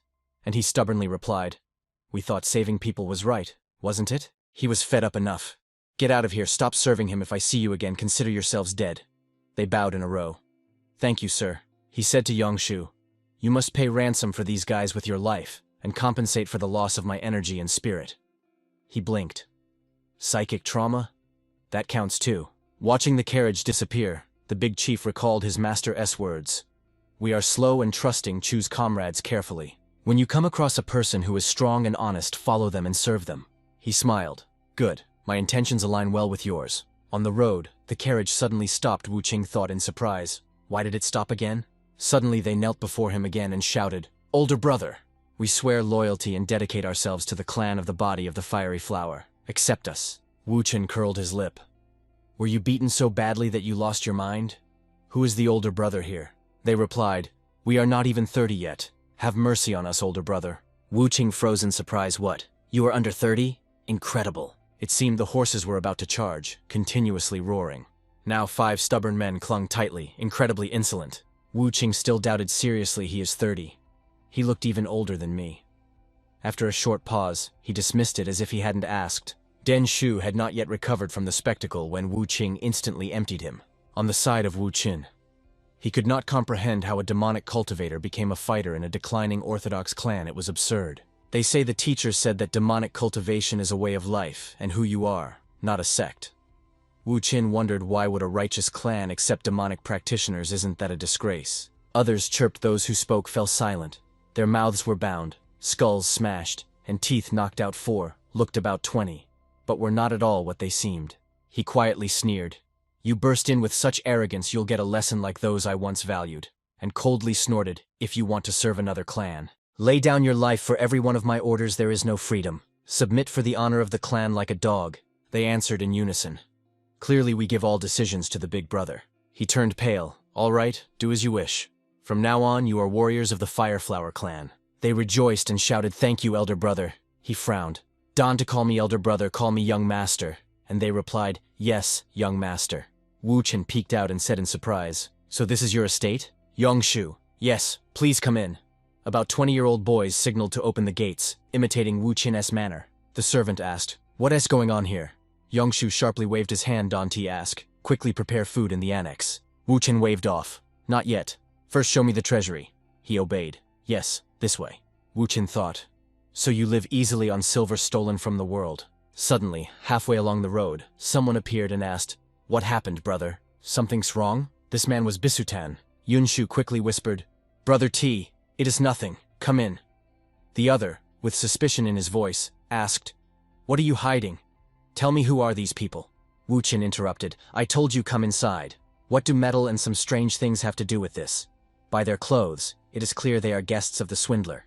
Guests do not interfere in the affairs of the estate. He hurriedly rushed and blocked Wu Qin's way. You brat, your tongue is a real disgrace. Seeing this, the boss was already about to cause trouble, but Yunshu instantly stopped him, shouting that they were his guests, and it was just a misunderstanding. He awkwardly spoke, introducing them. These are 4 demons of Chungxiang, and a young master of the Fireflower clan. Sutan smiled lightly. Here he is, the furious young lord raging over the Fireflower. Says he is orthodox, but scares ordinary people. Interesting. Wu Qin did not want to argue, smiling. He asked him to step aside, but that man still mocked, insisting that orthodox sects engage in demonic arts, and mocked their ancestors. Seeing the frightened Yangshu, he whispered reassuringly that Bisutan was nearby. He grabbed a weapon and wildly wanted to cut off that guy's head just for fun. He stood waiting for orders, but Wu Qin simply said to retreat, let him handle it himself. He stood before Sutan, and with a mocking smile said, Even a dog knows its master. He teasingly beckoned, Come here, good dog. He lunged at Wu Qin, and Wu Qin raised his blade to parry. He remarked, Quickly, but your inner strength is too weak. Before he could make another move, Wu Qin suddenly sharply changed direction. Seeing the blade near his throat, the man was forced to lean back to dodge. He had not yet recovered when Wu Qin began pressing him with continuous attacks. The spectators whispered, Just a little more, and that's it. Once he is pressured, escaping is difficult. They said Wu Qin's blade was harder than an iron mace. Sooner or later both the sword and his head would crack. As predicted, Sutan's sword cracked in half. The strike dealt heavy damage, and the man staggered to the side. Wu Qing turned around and said to the second brother, Throw me the iron mace. Grabbing the club, he glared fiercely at the man, and the resentment towards his ancestor flared up again in his memory. He said coldly, Fine. Let your cries echo near the grave of your ancestors. He had not yet finished when Wu Chen struck him fiercely, and the assistants instantly broke into a sweat. Wu Qing beat him like a madman despite the cries about broken bones. He coldly said, "Soon you will lie in the same grave. A few broken bones mean nothing." He laughed while beating him. They froze silently. He really knew how to deal with people. The third brother looked worried and asked, "Will he stop breathing now, right?" Yongshu rushed forward to stop him, begging young master, "Spare him. I will redeem him." Wu Chen asked, "Really?" He insisted he has connections with the demon that pierces the sky and is considered righteous, and in my estate he cannot die. He, shocked, whispered, "How much do you need? I will pay. Please spare him." Wu Qing smiled and asked, "Oh? I thought you were vainly hoping on this man." He smiled. "You should have said so earlier." The man looked scared and thought, "This one is truly crazy." When the door closed, he looked back and asked, "All right, it seems you have gathered quite a lot?" Wu Qin looked around the hall with satisfaction. "All right, let us start the count. 4 men behind you, 500 taels each." Yan Shu froze in surprise. He said he would take them as warriors. "How did it come to this?" He continued. "Next, your limbs 200 taels, your life 300. And finally added, for your talkative brother 1,000 taels, and for the spirit and strength I lost today another 3,000. He issued a challenge. "Let us settle this cleanly. Hand over all valuables now." "Anyone against?"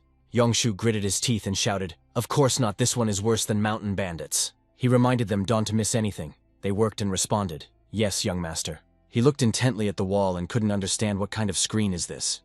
It emits a strange aura. Wu Qin became increasingly confused in his thoughts. Could this be an illusion? Yan Xiao shyly asked, "Young master, do you like the screen?" Wu Qin carefully examined the screen. It seemed strange to him, but he remained silent and only shook his head.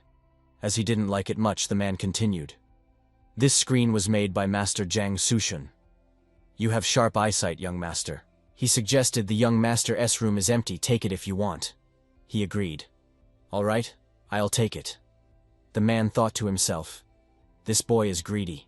Soon the carriage outside was piled with gold and silver.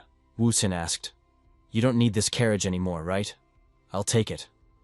Yongshu bowed his head and respectfully replied, "Of course, it is a great honor for us that the young master uses it."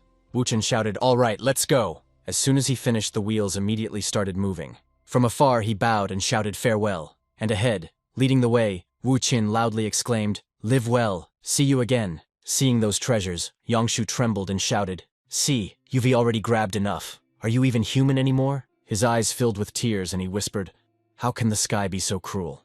What did I do to deserve this madman?" Masha froze and shouted, "Wait, what is going on here?" He opened his mouth, looked, and asked, "What happened?" Masha asked in surprise, "Young master, where did this money come from? Did someone die because of it?" Wu Qin calmly explained, "No.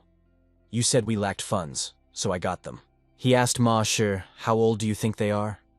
Judging by their build, these were not ordinary men. He guessed, "Look closely, they are all over 40. This news will definitely interest them."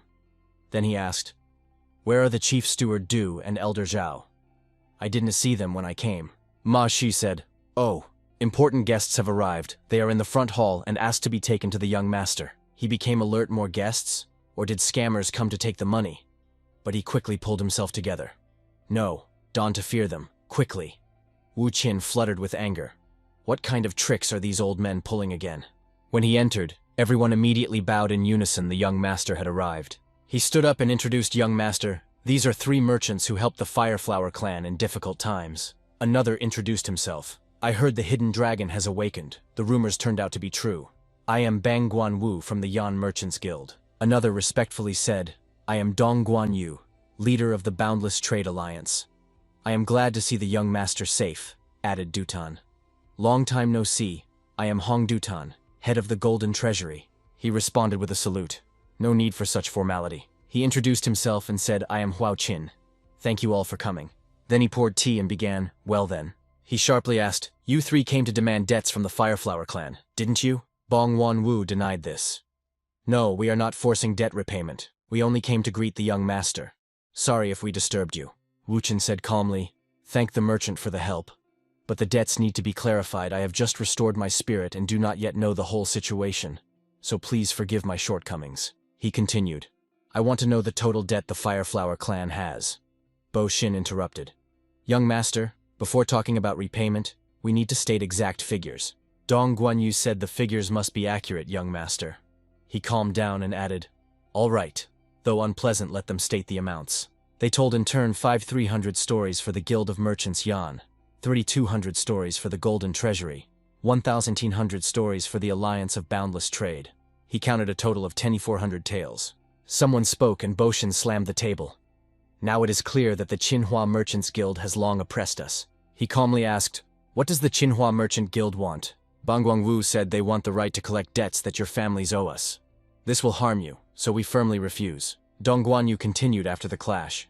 The Qinhua Merchants Guild threw huge resources to crush competitors and monopolize supplies, breaking ties with other trade unions. They even shamelessly poached branch leaders to their side. Huang Feng listened anxiously, never imagining it was so serious. He added, shamefully admitting, but we no longer have the strength to resist. Guanyu said before granting them the right to collect debts, at least warn the young master.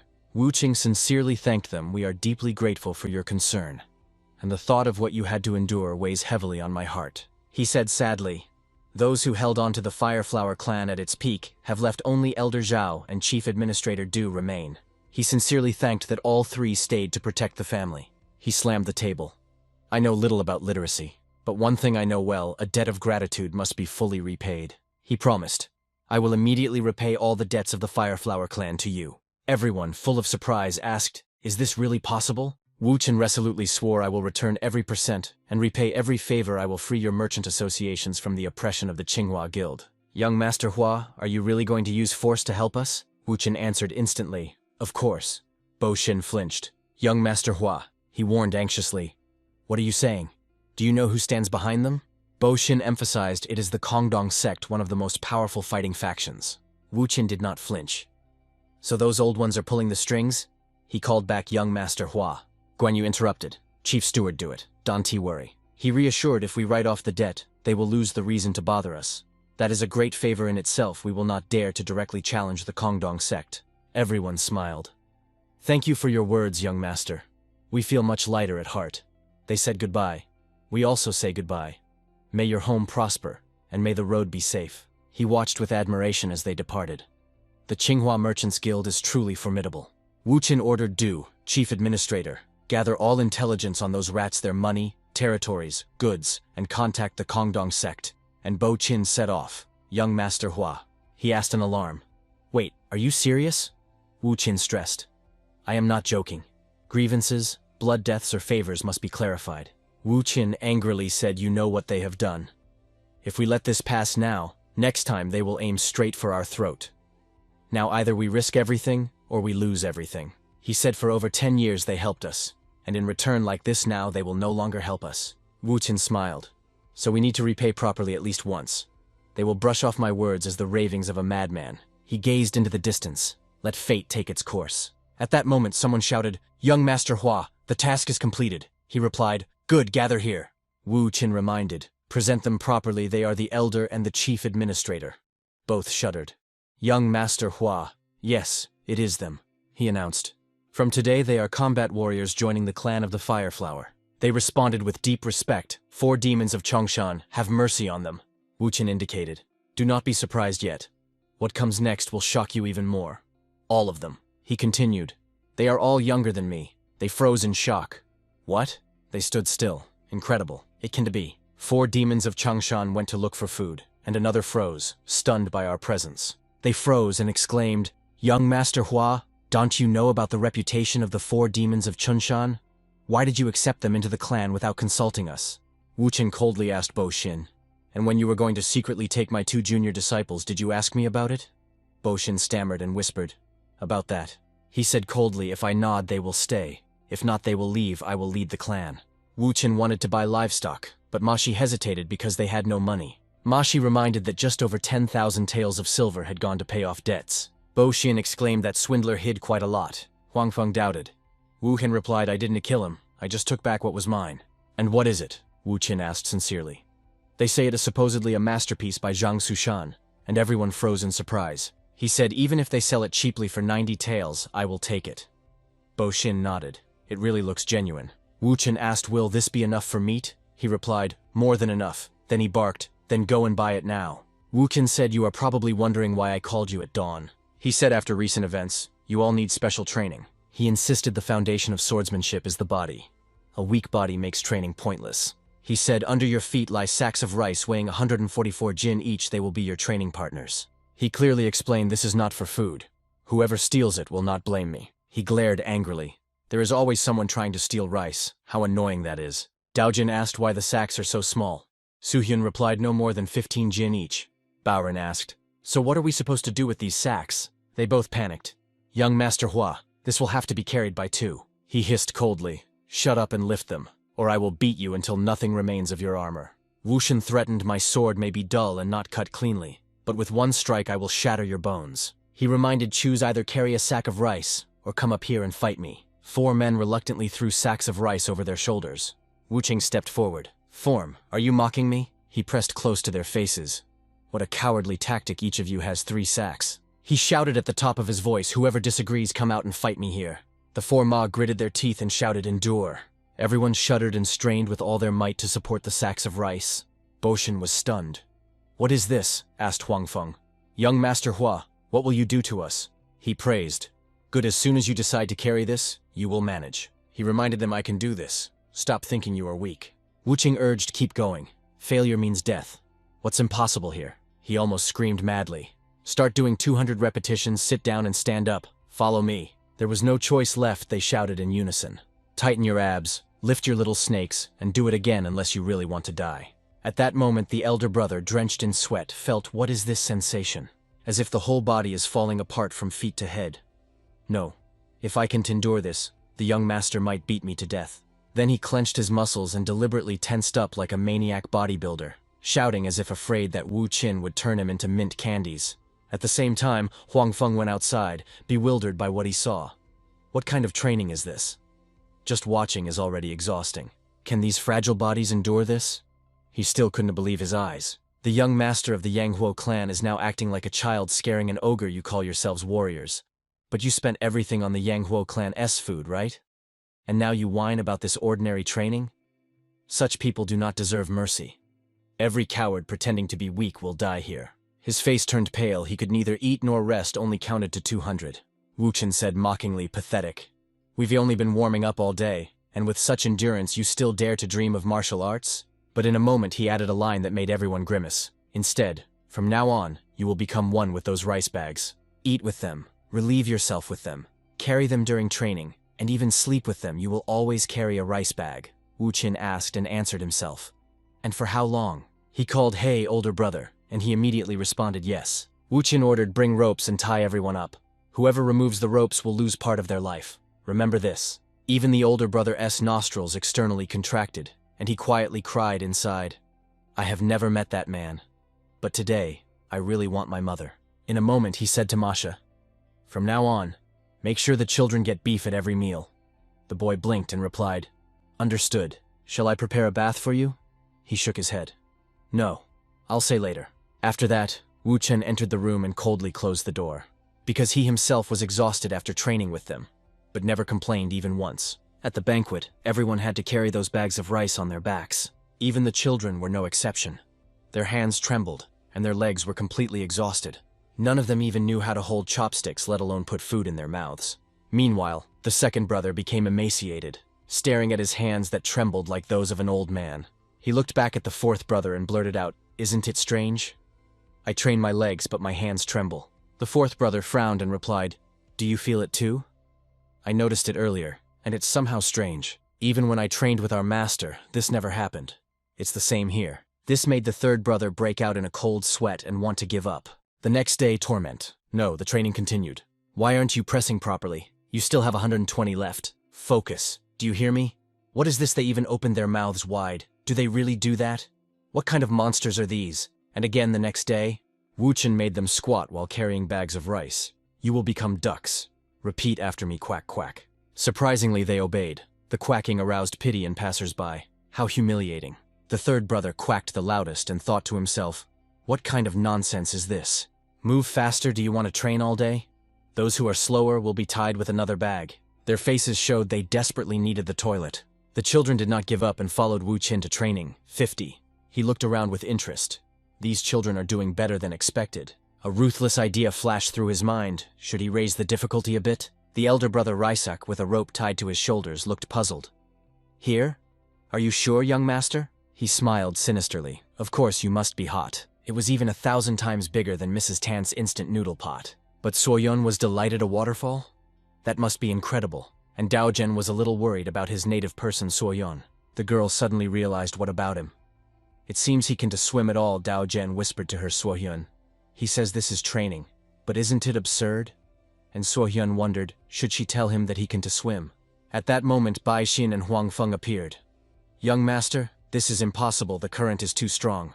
This place is famous for taking lives. It is dangerous even if you carry nothing. Wu Qing, bored, didn't even bother to answer. Come on, you old folks worry too much, don't worry. I checked everything myself, Bai Xin stammered. Sir, since when have you been training like this?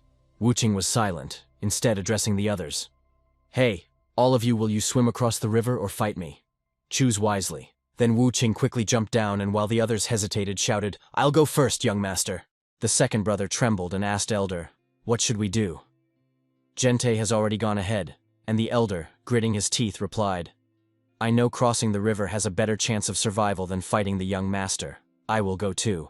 So the elder brother and the second brother decided to jump. Then everyone rushed there and this confused Huan Feng. Meanwhile, only the third brother and one more remained on the shore. What a horror.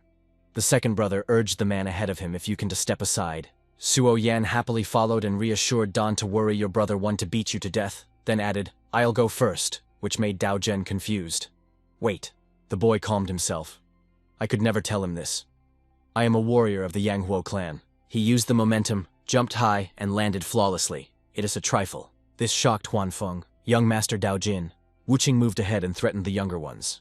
If you fall, you will really die. Move your arms and legs, don't to stop. At the same time, Dao Jin slowly surfaced and gasped for air convulsively. He encouraged himself, I can do it, I can do it. But in a moment, the great panic could no longer hold and subsided. The face was covered with sweat, and panic froze in the eyes. The tension around rose to the limit. The young man, along with the heavy load, went to the bottom, leaving a bloody trail. A desperate scream was heard from the shore. The boy was being carried away by the current. Hua Dojin struggled with the waves that were carrying him straight to the waterfall. He took a last desperate breath before diving. The bearded warrior, without hesitation, rushed into the whirlpool to help. The man powerfully cut through the water despite his own heavy burden. The rescuer gripped the boy with a death grip amid the chaos. Dojin convulsively gulped air, trying not to faint. It was too late to turn back. The warrior ordered to hold on and push through. Another wave covered them completely amid the boy's frightened cry. They dived into the very epicenter of the current, bypassing sharp rocks. A fierce and silent battle with the element began. The elders on the shore finally noticed the fugitives from death. Exhausted fingers clung to the slippery stones on the land. The warrior pulled the boy ashore, praising him for his endurance. Dripping with water, the exhausted Dojin bowed in deep gratitude. The rescuer only smiled softly in response to the youth's words. Unexpected footsteps nearby made the warrior become alert. The elder brother made sure that the little one was all right. The warrior warned his brother against unnecessary risk, reminding him of the importance of their mission. Dojin silently realized the full weight of his responsibility. Determination to no longer be a burden flashed in the youth's eyes. He struggled to rise with the load, proclaiming himself a warrior of the Yamqua clan. A barely noticeable approving smile appeared on the face of the elder brother. The rocks trembled from the excited cry of the bearded warrior. The witnesses of the event on the shore finally sighed with relief. Ahead awaited the misty peaks of the next difficult trials. Fingers dug into the sharp rock on the way to the very summit. The silent, exhausting ascent continued. One of the warriors warned with a smile, a fall meant certain death. The neighbor on the rock only fiercely cursed the madness of his leader. Suddenly, the dissatisfied climber lost his grip and fell down. The man flew into the abyss with a desperate scream. At the last moment, someone's hand gripped the rope with a deathly grasp. The rescuer froze from the wild jerk, barely holding his weight. The man above the abyss begged for rescue in tears. The warrior gritted his teeth, holding his comrade above the abyss with his last strength. The mountains trembled from the swearing and the stern order to immediately cling to the rock. The training turned into exhausting running under the scorching sun. Eyewitnesses compared the warriors of the Yomhua clan to those condemned to execution. Dojin and the young Soyeon barely stood on their feet under the weight of the load. The girl closed her eyes, losing the last crumbs of strength. Soyeon fell face first into the dust amid the anxious shouts of comrades. The elder brother instantly reacted to the rumble behind his back. The exhausted child begged the elder to carry her at least a little. The elder's face distorted with outrage and shock. Despite the anger, he picked up the girl and continued running with double the weight. The other warriors irritably glanced back at the delay in the formation. The brother with a mad smile reminded, weakness would have to be paid for with life. Frightened by the threat, the men with their last strength rushed forward. After the finish, the exhausted fighters fell dead on the floor. One of them remained kneeling under the weight of the sack. The comrade nearby was not going to hide his irritation. He harshly scolded the loser for constant lagging behind. Rage boiled. No one wanted to suffer because of someone else's weakness. The critic advised the weakling to simply crawl away from the clan. But the answer about the murder made the angry warrior freeze. The exhausted man calmly admitted he had long dreamed of leaving this path. The blonde warrior trembled with fear, not knowing how to report to the Lord. The partner only mocked, comparing him to a stinking corpse. The enraged fighter grabbed his comrade by the throat, threatening instant retribution. The bearded man intervened, calling to stop the senseless fight. He pushed both aside, saying that weaklings have no place among warriors. The aggressor ordered the loser to get up immediately, or he would kill him personally. The blonde, in despair, hit the floor, begging to stop the abuse. The bearded man reminded them, now they are one family and must stick together. The dark-haired man raged. He refused to call this trash brothers. He did not believe that running with sacks would give them even a drop of real strength. The bearded man objected. Every movement under the elder brother's supervision made sense. The advice was simple. First surpass the master, then complain. Leaving the hall, the warrior promised to execute the weakling for the very first mistake. Alone, he felt powerless, shuddering from inhuman exhaustion. At night, he again dragged his load, cursing the long road. Suddenly, a strange sound in the darkness made him freeze in place. In the darkness, a bloody gaze flashed, and a stone cracked under the stranger's feet. Young Lord Hua sliced through the air with his sword with incredible fury. Even little Soyeon did not stop her exhausting training. The master soared into the air, creating a whirlwind of deadly energy around himself. With one horizontal strike, he raised a cloud of dust and rubble into the sky. The witness trembled with excitement. The difference in strength between them was an abyss. The Lord's eyes burned red as he literally tore the very space apart. He stopped instantly, leaving a deep mark on the granite slab. Feeling a stranger's presence, the Lord ordered the spy to leave immediately. The frightened warrior emerged from the thickets, trying to find an excuse. He swore that he ended up here accidentally on the way to the restroom. The Lord only smiled and ordered to replace the sack of rice with battle steel. The heavy sack fell with a crash, making room for the fight. The warrior drew the steel and froze before the master under the night sky. Sweat blurred his eyes and his heart pounded from the inevitable tension. Lord Kwa only coldly ordered to attack immediately. Swords clashed with fiery clangs, scattering sparks. A furious dance of blades and energy flared on the platform. The fighter clenched his teeth fiercely, trying to break the perfect defense. The elder brother parried every strike with icy calm. In close combat, the Lord's advantage became oppressively obvious. Shock overwhelmed the warrior. He felt that he had become completely different. The speed of his own movement seemed incredible to him. The Lord's sudden counterattack made the man shudder with horror. Koa confidently snorted, finally seeing the progress of his student. The giant sword rose again for a devastating blow. From the powerful push, the warrior flew backward with a painful scream. The body helplessly flew across the entire training ground. Legs and steel plowed a deep trail in the ground, but he stood firm. Breathing heavily, the fighter barely smiled at his own achievement. The Lord admitted, now the student's endurance had become tolerable. The warrior realized the main thing. One more hit no longer knocked him out of the game. Satisfied with the result, the master finished the sparring and went to rest. Alone, the man could not believe that he had truly become stronger. The next morning began with a new exhausting test for the abs. The fighters hung on the bars for hours, gripping the weight with their legs. The dark-haired warrior trained with double, almost fierce zeal. His gaze burned with determination, ignoring the hellish pain in his muscles. Comrades watched his wild inspiration with surprise. The squad swiftly rushed through the crowd under the scorching sun. The blond boy ran at the very limit of his physical capabilities. His vision darkened, but he begged fate not to let him fall again. The exhausted warrior bent under the scorching sun, barely holding back despair.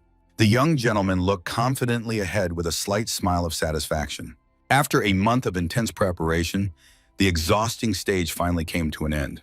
The master ordered everyone to immediately drop the heavy load from their shoulders. The sinister smile of the Lord foretold a new, even harsher trial.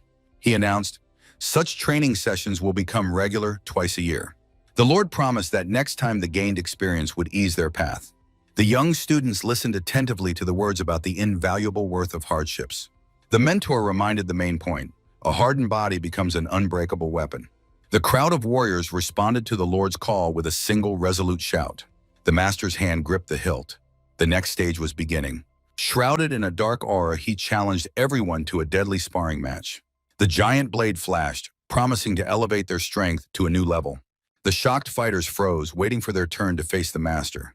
The joy of freedom turned into an endless cycle of pain and knockouts. Each blow transformed inhuman torments into invaluable combat experience. Former bandits officially became the new instructors of the Manhwa clan.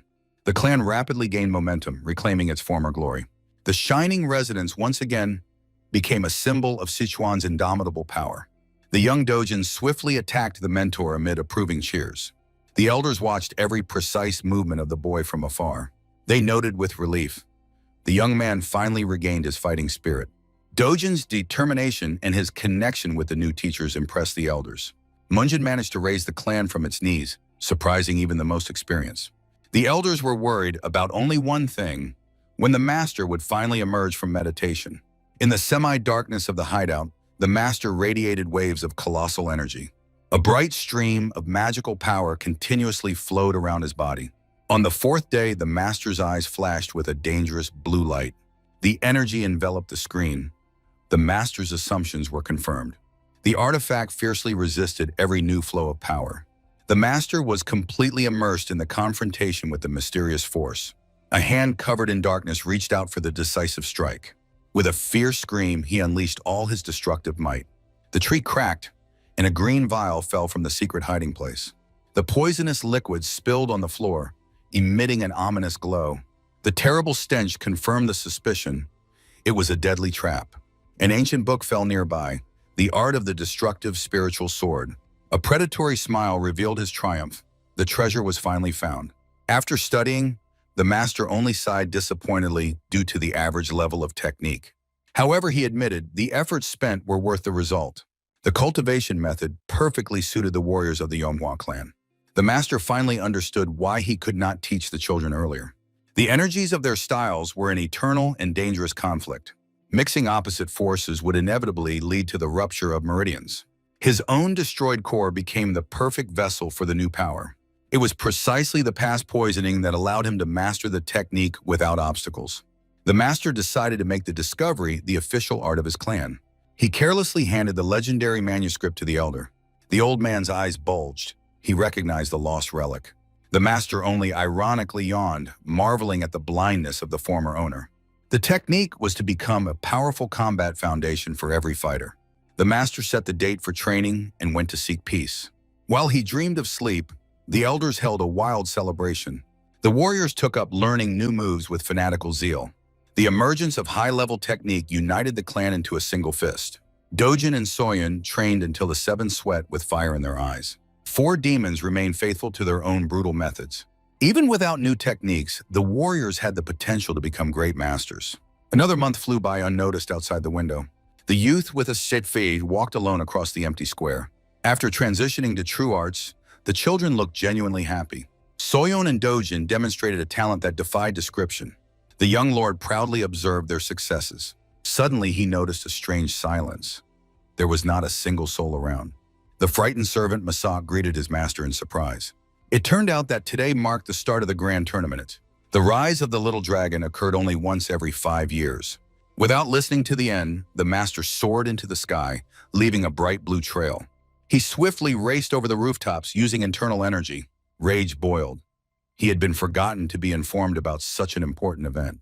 The Lord suspected that the elders had decided to have fun without him. With a crash landing on the roof, he began searching for his people. In the noisy square, the familiar trio of the Manhwa clan finally appeared. The bearded warrior encouraged the children before the participant registration. Suddenly, a sinister figure with a mocking voice blocked their path.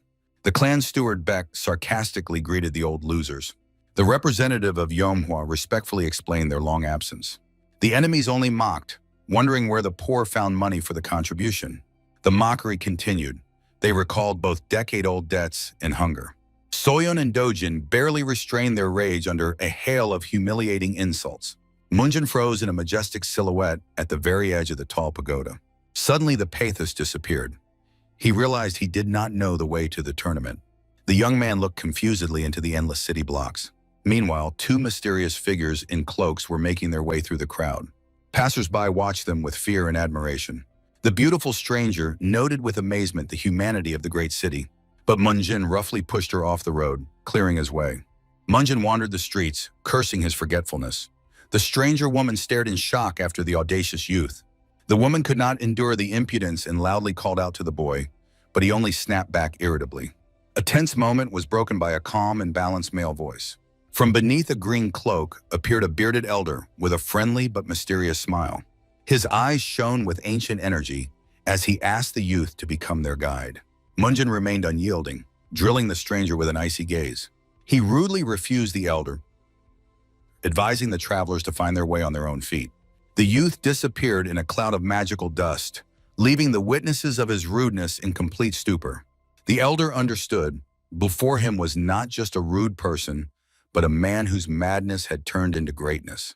The woman shuddered, finally realizing exactly whom fate had brought them to. In the elder's memory surfaced the image of the mighty ancestor of this boy, the legendary Hua Jute. He quietly pronounced the name of the future storm of Sichuan province, Hua Munjin.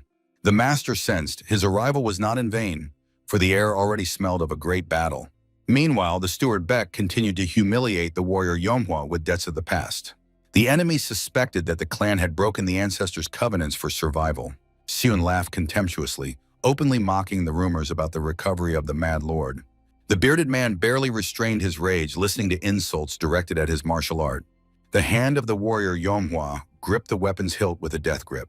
The steward only provoked his opponent, hoping for a swift reckoning. The warrior warned Seun one last time against dirty words in the presence of children. The enemy's shining blade partially left its sheath, radiating deadly energy. Seun arrogantly ordered the warrior to finally draw the steel for the last fight. The frightened crowd scattered, feeling the breath of death. The authoritative order of Munjin instantly stopped the escalation of the bloody fight. His eyes blazed red as he declared this tournament a celebration for young talents, not a place for disputes. The steward studied the Mad Lord with interest, about whom he had heard so many legends. Munjin disdainfully threw his sword over his shoulder, showing complete disregard for Shun's presence. Instead of fighting the enemy, the leader began fiercely scolding his subordinate for secretly traveling to the tournament. Dojin admitted they dreamed of victory to surprise their mentor. Munjin gently stroked Soyeon, christening the little ones as incredible brats. The leader reminded, the clan should be proud of strength, not the gold of empty wallets. His eyes flashed red. Faith in steel was stronger than any wealth. The elder Tan Samun appreciated the youth's straightforwardness while enemies raged nearby. He called to lower swords and recognized the warriors as the legendary Flame Hu. The elder's companion rudely dismissed the onlookers, causing the crowd to whisper indignantly. Chan Chiyun continued to mock, calling poverty a shameful sign of weakness. He publicly ridiculed the children's old clothes, trying to humiliate the entire clan. The bearded warrior Yomhua barely restrained himself from tearing the throat of the insolent bastard. Tan Sumun intervened, reminding Silk will not make a worthless fighter a master. Munjin stopped the argument. The true value of each had to be shown by the ring. His face radiated icy calm and absolute confidence. The elder accompanied the youth, advising not to pay attention to the barking of fools. Sumun smiled warmly, gazing into the endless blue sky. The bearded warrior Yomhua felt an inexplicable suspicion looking at the stranger. He could not recall where exactly he had seen the face of this strange elder. The tournament official officially confirmed the arrival of the Burning Flower clan. The group was respectfully escorted to specially prepared places. Representatives of Yomhua majestically descended to the very heart of the tournament. The grand arena impressed with its scale and thousands of excited spectators. Tables under the open sky began to fill with luxurious hot dishes. Appetizing aromas of meat and wine instantly spread across the square. Soyeon and Dojin admired the unprecedented banquet with delight. Munjin warned the youngsters, excessive fullness before the fight was dangerous. The loudspeaker announced the arrival of the honored guests from the Peck clan. The steward Seun enjoyed the triumph of his feigned grandeur. Munjin clenched his teeth, already planning cruel revenge for every insult. Suddenly, Tan Su-moon appeared again beside their company. The elder politely asked permission to share the meal with the Hua warriors. Munjin was irritated by the old man's persistence, but he allowed him to stay nearby. Tan Su-moon secretly ordered his companions not to touch the food until he checked it. He obediently handed the master a jug with a drink. The elder accepted the treat with a brief expression of gratitude. Munjin dryly refused the offer to drink, keeping his distance. The host appeared on the platform, opening the long-awaited tournament. Ildo solemnly introduced himself as the head of the organizers. He invited the guests to enjoy the banquet and the upcoming fights. Suddenly, the clan leader's gaze froze on one of the visitors. In panic, Ildo rushed to the table, not believing his own eyes. He bowed deeply before Munjin's mysterious neighbor. The elders of Yomhua were stunned. Sitting next to them was the Great Poison Emperor. The legendary name of Tan Su-moon instantly spread through the crowd. The square exploded with shock. The presence of such a force changed the status of the tournament. In the Central Plains, the title of emperor belonged to only the four strongest. The appearance of the great master Tan turned the modest event into a historic occasion. The spectators understood the peaceful day had just ended. Ildo was washing his face with sweat, regretting his excessive emotionality. While everyone was trembling, Munjin calmly tried to recall the elder's identity. A smile appeared on the young man's face. He recognized the snot-nosed kid from his past in the legend. The memories transported him to the times of the bloody war against the divine demon. At that time, the most powerful clans were crushed even before the great battle began. In that terrible past, Tan Su-moon was just a frightened, wounded youth. Munjin ironically noted how far that weak boy had come. Master Tan refused the VIP box, preferring to remain at the ordinary table. The tournament organizer was stunned by the incomprehension of such a strange choice. Ildo finally recognized Munjin and tried to appease him with an offer to relocate. The young man only indifferently inquired about the start of the fights, ignoring the fuss around. Tan Su-moon felt in Munjin the familiar aura of his reliable opponent from the past. Before the elder's eyes appeared the image of the legendary savior, the Flame Emperor Huajut. Ildo politely asked if the gentleman wished to personally enter the arena of the great tournament. He reminded this magnificent trial of orthodox forces took place only once every 5 years. Munjin waved off indifferently. The glory of the winner did not interest him at all. The organizer bowed in respect, while behind his back, someone was stunned by shock. Ildo panicked and rushed to the feet of the legendary Poison Emperor. He begged for forgiveness for his shameful blindness before the master's grandeur. The elder silently drank tea, completely ignoring the pitiful babbling around. He sharply set down the bowl, demanding the immediate start of the duels. Hei's faithful companion silently accepted the will of the formidable mentor. She delicately asked those present to stop the unnecessary fuss around the elder. The frightened organizers instantly announced the opening of the first fights. The judge reminded the rules: only wooden steel and no deadly strikes. The tournament officially began with the entrance of the confident Baekseon. The opponent was appointed Soyeon, who at that moment was greedily finishing her meat. Munjin encouraged his sister, urging her to show the full power of their training. Seon only mocked, anticipating an easy victory over the girl from the fallen clan. He was already planning exactly how to break both of the opponent's arms during the fight. Soyeon fiercely clenched her fists. The enemy's audacity ignited a true thirst for battle in her. Her eyes flashed red, promising to make the enemy the first victim on the path to greatness. The boy went mad from such audacity, shouting insults at the girl. The girl only coldly ordered him to shut up, preparing to jump. She instantly closed the distance, leaving blue traces in the air. In a fierce clash, Seon promised to make her real hell. Munjin recalled his conversation about the old enmity with these traitors. Elder Cho said, former allies defected to the enemy immediately after the change of power. Among the defectors was the current governor, whose hatred only grew over the years. Rage boiled in Munjin. He could not understand the reason for such wild aggression.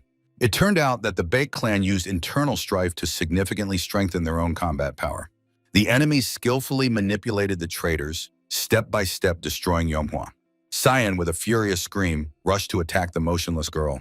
The boy delivered a powerful blow, but the girl gracefully dodged, leaving only a phantom trace. Soyeon instantly counterattacked, stabbing her leg straight into the chest of the stunned Cyan. The force of the blow sent the boy flying into the air under her unflinching gaze. Seon's face twisted in pain, and splashes of blood scattered across the arena. He fell heavily onto the stones, dropping his weapon from trembling hands. The humiliated fighter got back on his feet, not believing in his own defeat. In the sunlight, Soyeon mockingly pointed at his bloodied nose. Sok Ildo admiringly noted the skillful leg technique of the young warrior. Munjin proudly acknowledged this combat foundation was laid by Elder Cho.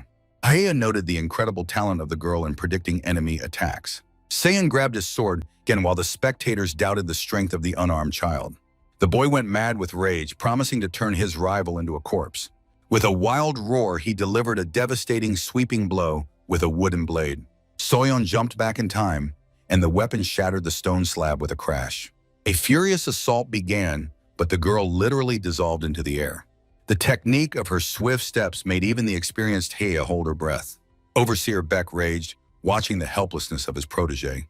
Seon in despair cursed the elusive rival, calling her a snake. Each swing cut through only emptiness under the girl's feline grace. Suddenly, Soyeon realized she was on the very edge of the arena. Elder Cho screamed in panic, seeing the trap the apprentice had fallen into. Overseer Beck clenched his fist triumphantly, giving the order to destroy.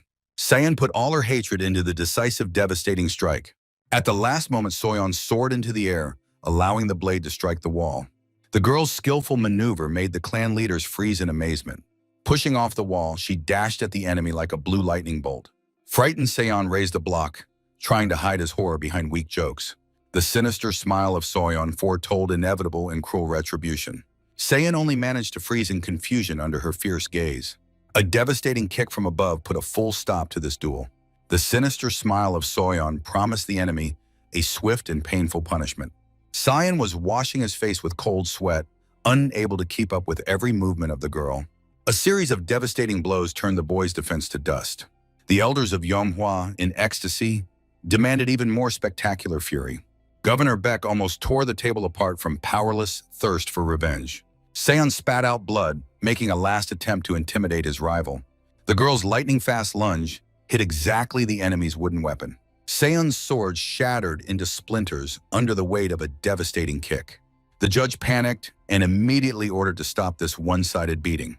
A blue pouch flew into the sky, signaling a forced stop. The symbol of the break fell right at the feet of the enraged Soyeon. The girl froze, casting a look of complete contempt at the object. Bloodied Seon sneered maliciously, feeling the imminent rescue by the rules. He boldly promised to return and destroy the entire Yomhwa clan. Soyeon's psychopathic smile made the crowd momentarily freeze in horror. She stated outright, "A broken sword will not save the insolent from retribution." The girl moved forward, openly ignoring all the tournament rules. She promised to make a cutlet out of the enemy right here and now. Animal fear finally completely paralyzed the body of the humiliated Seon. Soyeon flew into the air to deliver the final devastating argument. Manager Beck was stunned by such an unprecedented violation of sacred traditions. A flying kick shattered the enemy's nose, flooding the arena with blood. Munjin burst into wild laughter, fervently approving his sister's cruelty. The judge went mad from having his authority trampled before thousands of spectators. Soyeon calmly left the arena amid loud announcements of disqualification. For Munjin, this defeat became a true triumph of will and pride. The judge's enraged scream caught up with the girl already exiting the field. Soyeon only contemptuously stuck out her tongue, not regretting her act for a second. She cheerfully ran away, leaving the organizers to burn with powerless rage. The girl returned a true winner to the joyful cheers of her clan. Soyeon grabbed the meat and confessed, hitting the scoundrel was more pleasant than victory. Munjin burst into laughter, proud of his sister's rebellious spirit. Out of wild happiness, he started dancing right in the middle of the banquet. The leader danced on the table, shocking the crowd with his unrestrained energy. The elders begged him to come to his senses, but the Lord's madness could no longer be stopped. The scale of the drinking spree was impressive. Munjin treated everyone at the expense of the Poison Emperor.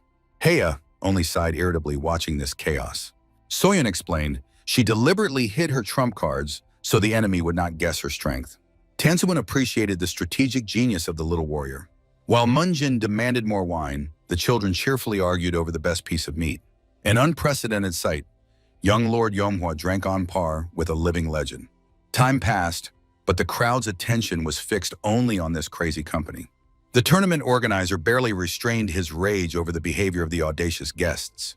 The time for the next fight has come. Dojin versus the heir of the Sok clan. The young man went to the arena amid loud cheers from Munjin, holding a gnawed bone in his hands. Dojin froze in the center of the platform, tightly gripping the wooden steel. The spectators were surprised. the fist-fighting clan suddenly chose the path of the sword. The blades crossed, and the air trembled at the start of the new duel. Sok-ildo desired only one thing: to crush his opponent before the emperor's eyes. Chuyon rushed into attack, putting all his strength into the strike. Dojin cold-bloodedly parried the attack, slicing the space with blue energy. The organizer was stunned. The enemy's skill exceeded all his expectations. The crowd froze, not understanding the nature of such perfect technique. The Yomhwa clan erupted in triumph after the young man's lightning victory. Experienced masters acknowledged these moves had nothing to do with ordinary fencing. Munjin only smiled fiercely, preparing to reveal the secret. The intrigued crowd demanded the name of this unknown style. The young man triumphantly raised the manuscript, The Art of the Destructive Spiritual Sword. The light from the book was so powerful that it blinded the spectators. The crowd held its breath while Munjin proclaimed the conditions of entry. He stood on the table, calling on all willing to join the Yomhwa clan. The master promised even half of this knowledge would transform a novice into a true warrior. The square exploded with shouts. Hundreds of people wanted to become part of the clan. Administrator Du was already preparing the lists, barely restraining joyful laughter. Tansumun laughed. Such a brazen recruitment only confirmed the master's madness. In the distance, someone's fist clenched with uncontrollable bloody rage. Elder Peck raged, but the presence of Emperor Otrut restrained his movements. He demanded from the head of Sok an immediate rebuff to the audacious clan. But he understood, under the watch of the legend, any step was too risky. Then the enemies decided to act insidiously, preparing a cunning change of the rules. The sinister plan was simple: to pit a real monster against the children. They decided to throw the invincible Sok Yoso into the fight. Once the Yomhwa clan ruled in Sichuan, but those times have long passed. The Sok and Peck clans waited for years for the moment to seize power in the region. They manipulated the tournament, promoting only their own bribed favorites. Corruption and power allowed them to completely monopolize the fighting arena. The time came for the final match, which was to determine the fate of the next round. Experienced Sok Yoso entered the arena against Little Banyavol. Drunk Munjin warned Dojin, this giant will be his next enemy. Elder Cho froze. The participation of an adult in a children's tournament was absurd. It turned out that Yoso was a former champion who should have long left these competitions. The shadow of the real killer loomed over the frightened little boy.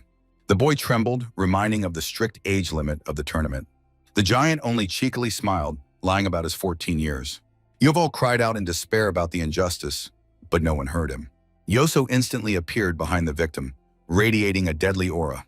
The little boy did not even have time to flinch from the lightning-fast attack from above. The child was literally killed into stone, and the judge cynically announced the winner. Yoso mocked the defeated, inventing pathetic excuses for his real age. Elder Cho demanded justice, but Munjin calmly finished his tea. The sinister smile of the gentleman foretold this dishonest enemy would become the perfect proof of their greatness.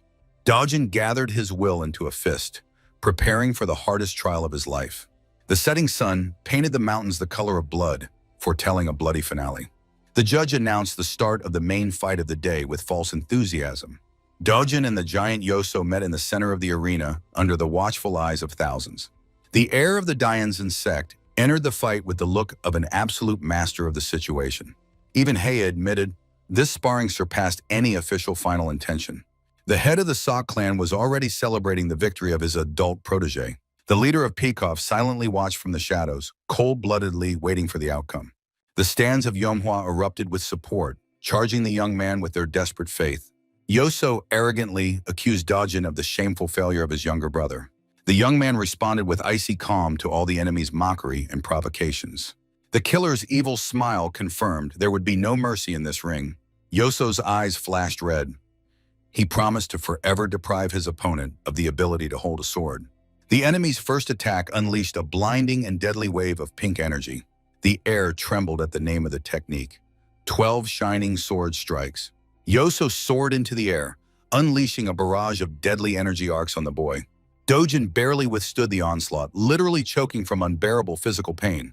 The attacker laughed, promising to crack the skull of anyone who dared only to defend. The arena turned into a whirlwind of energy, where Dojin found himself trapped in a desperate defense. Even Munjin admitted the speed of Dian Chang's blades was truly impressive. The head of Sok enjoyed the total domination of his fighter over the pathetic wretches. Yoso raised his sword for the final strike, demonstrating a chasm in combat mastery. He openly mocked the desperate attempts of the youth to stay on his feet. Every muscle of Dojin trembled under the pressure of the colossal and insidious enemy force.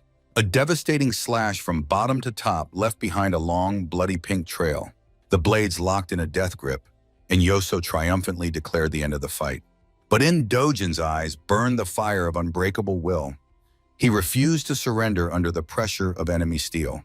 Yoso unleashed the 12 shining strikes on Dojin, throwing him back with pink energy. Powerful flashes pierced the youth's defense, leaving him no chance. Grimacing from wild pain, Dojin gave a final gasp under the pressure of the blade. The giant towered over the fallen, preparing the final devastating slash. Yoso put all his rage into the move, intending to finish off his opponent immediately. Suddenly, a blue pouch crossed the arena, stopping the deadly sword strike. The object fell right at the killer's feet, causing him to freeze in confusion. It was Munjin with burning eyes who intervened to save his brother from death. Yoso only sneered and concluded, "This senseless delay will change nothing."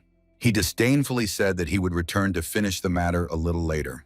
The boy's mangled hands trembled in the dust under a quiet, painful groan. Munjin bent over him, raging at the vile blows of the enemy to the joints.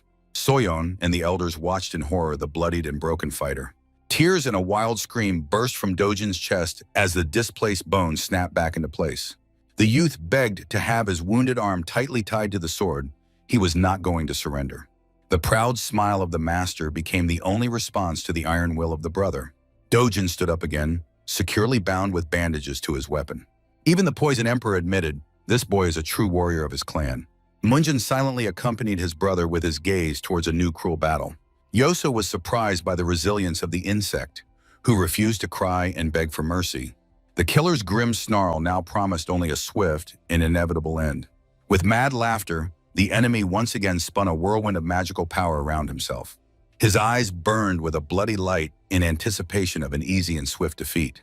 Dojin went into a low stance, focusing on every pink wave of attack. In memories, Munjin asked his brother about the true price of the future victory. Dojin swore to restore the clan's honor by becoming the first in this tournament. The brother reassured, the greatness of the clan is his concern, and the young one just has to endure the fight. Munjin's cunning gaze foretold the secret of the confident enemy's deadly technique. The mentor pointed to the main weak spot, a tiny gap in the very center of the strike. The enemy's blow shattered the ground, but Munjin ordered an immediate counterattack. Dojin instantly slipped under the blade, preparing a devastating finale.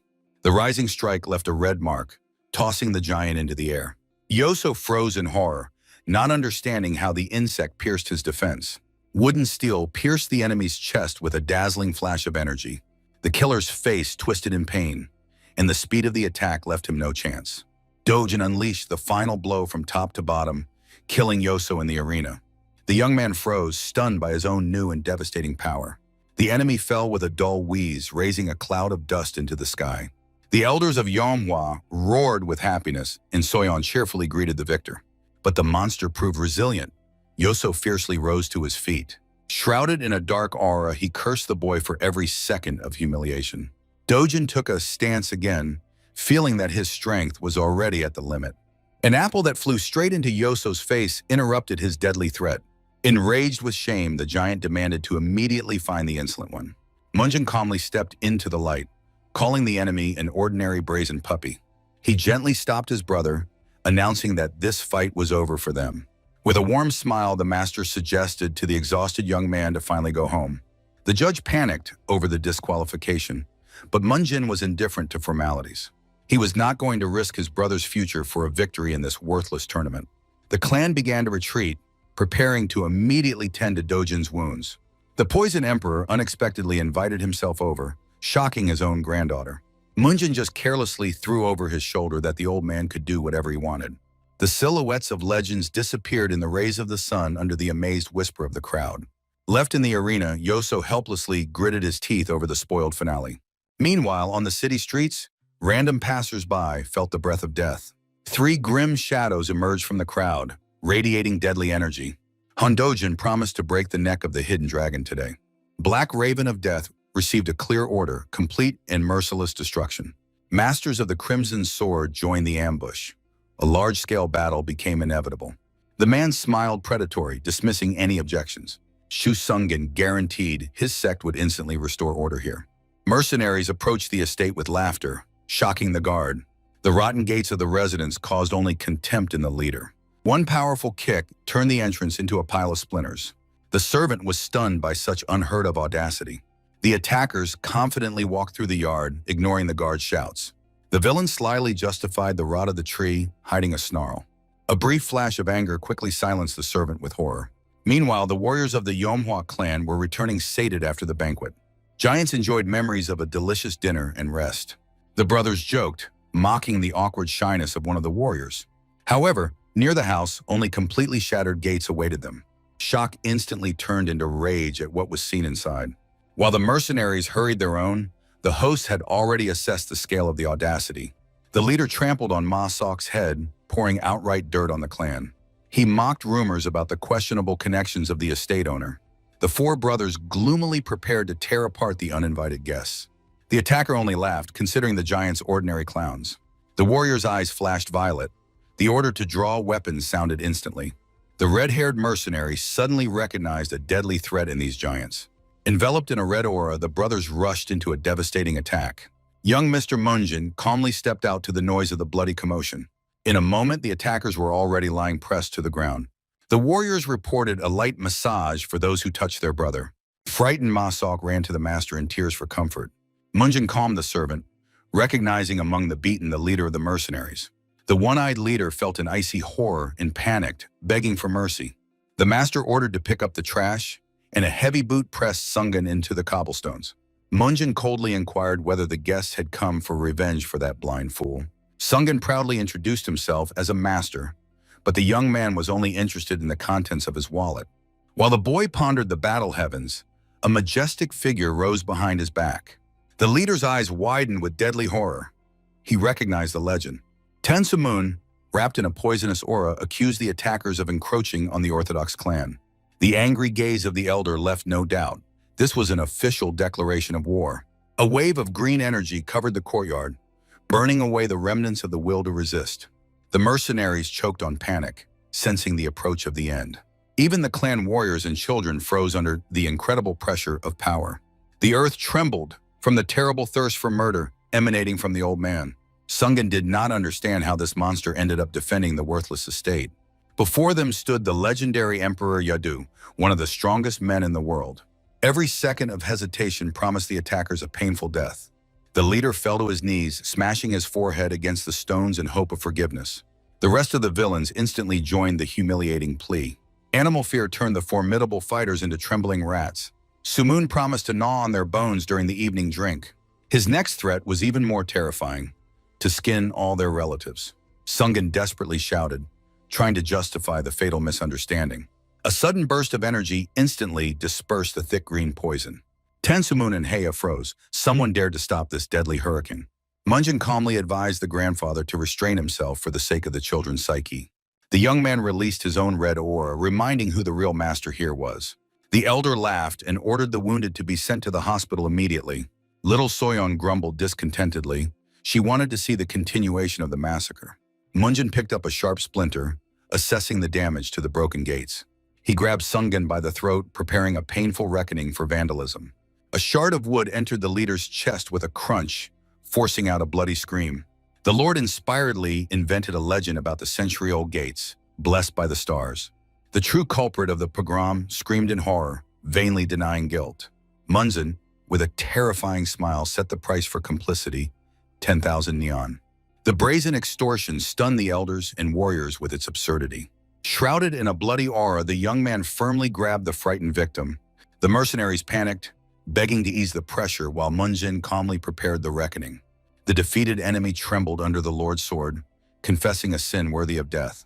The one-eyed man hysterically agreed to everything, but the young man instantly doubled the stake. The wounded villain banged his head on the ground, begging for mercy. The redhead swore on his life that he would never dare to touch the clan again. Munjin's deadly energy ominously hovered over the fallen enemy. The young man's burning eyes promised these scoundrels would not get a second chance. The Lord ordered to immediately sell all the scoundrels' property for compensation.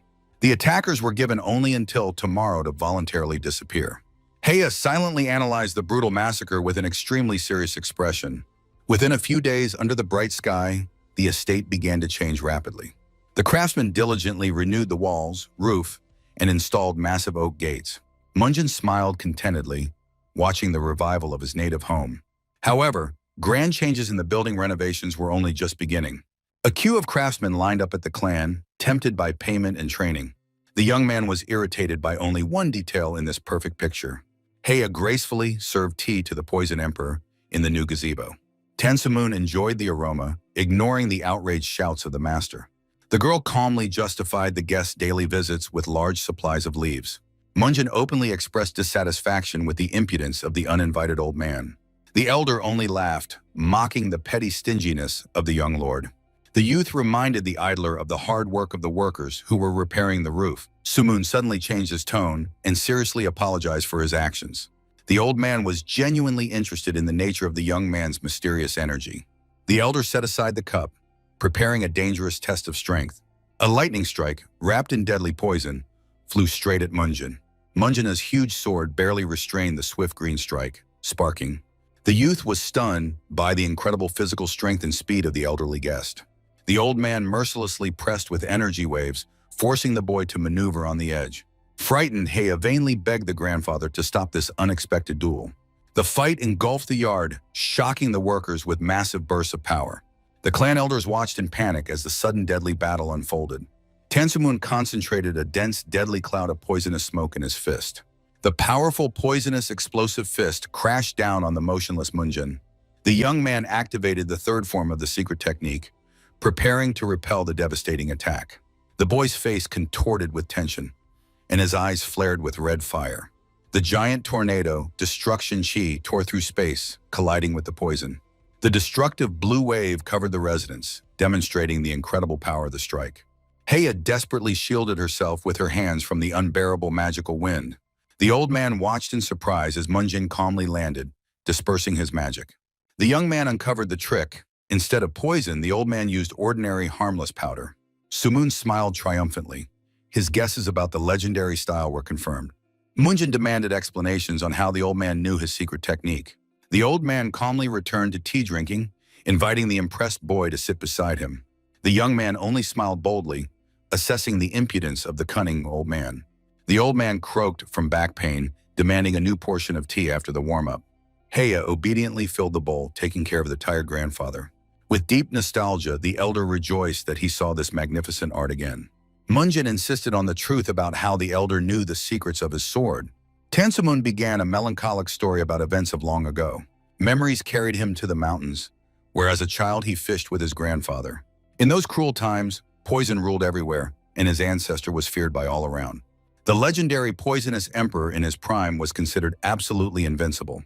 However, the life of the great master was forever changed by one fateful meeting. On the path appeared a man with a golden sword, Munjin's teacher from the past. Little Suman watched as his grandfather anxiously pushed him away from the mighty guest. Children hid behind stones, tensely watching the warriors in black. The boy tried to hide his sister, but Soyun's curiosity proved stronger. The girl held her breath, anxiously watching the formidable grandfather. Opponents pierced each other with icy glances before the battle. A lightning-fast lunge tore through the air with a dazzling blue arc. The elder gracefully dodged the strike amid a cascade of magical sparks. Deadly daggers whistled past, missing their target. The gray-bearded master attacked from the air, trying to break the defense. A powerful blue aura threw the elder into a whirlwind of energy. With a predatory smile, the grandfather unleashed the destructive poison fist. In response, the legendary technique, Incomparable Nine Swords, flared up. The move Key Destruction completely shattered the enemy's green wave. Shock was caught in the old man's eyes when his assault was stopped. The grand blue magic threw back the master, scorching the space. The children watched with reverence the manifestation of unprecedented power. The boy whispered in awe the name that changed his life. The silhouette of the warrior rushed forward, erasing the boundaries of reality. The gray-bearded man fought desperately, but the forces were too uneven. The knocked-out sword fell with a clang onto the grass, marking defeat. The victor majestically towered over the once invincible emperor. The legendary master bled. He was defeated in just 9 moves. The mysterious warrior silently left, forever leaving a mark in the child's soul. The boy watched the master go, feeling the inevitability of change. In his memory, the symbol of power was forever engraved, the incomparable 9 swords. In the present time, Munjin confirmed to the elder the name of his technique. Sumon enjoyed the tea, finally grasping the logic of the old enemy. The young man admitted he continues this path waiting for his time. The mysterious phrase "for now" made the elder suspiciously narrow his eyes. Munjin promised to pass on the knowledge only to the true heir of the art. Tansuman respectfully apologized for his sudden test of strength. Munjin seriously asked about the mysterious infinite sign. He confusedly repeated the unfamiliar name, blinking her eyes. Tansumun just shrugged. He had never heard of such a thing. Having been refused, the young man prepared to go about his own business. The elder stopped him for the most important question. Munjin looked around in surprise, waiting for the conversation to continue. Sumun directly asked about the attitude towards the granddaughter, making her blush. The grandfather slyly teased the boy, accusing him of feigned misunderstanding. The clan warriors instantly picked up the topic of the future wedding. The courtyard exploded with joyful gossip about the young master's marriage. Irritated Munjin demanded to immediately stop this chaos.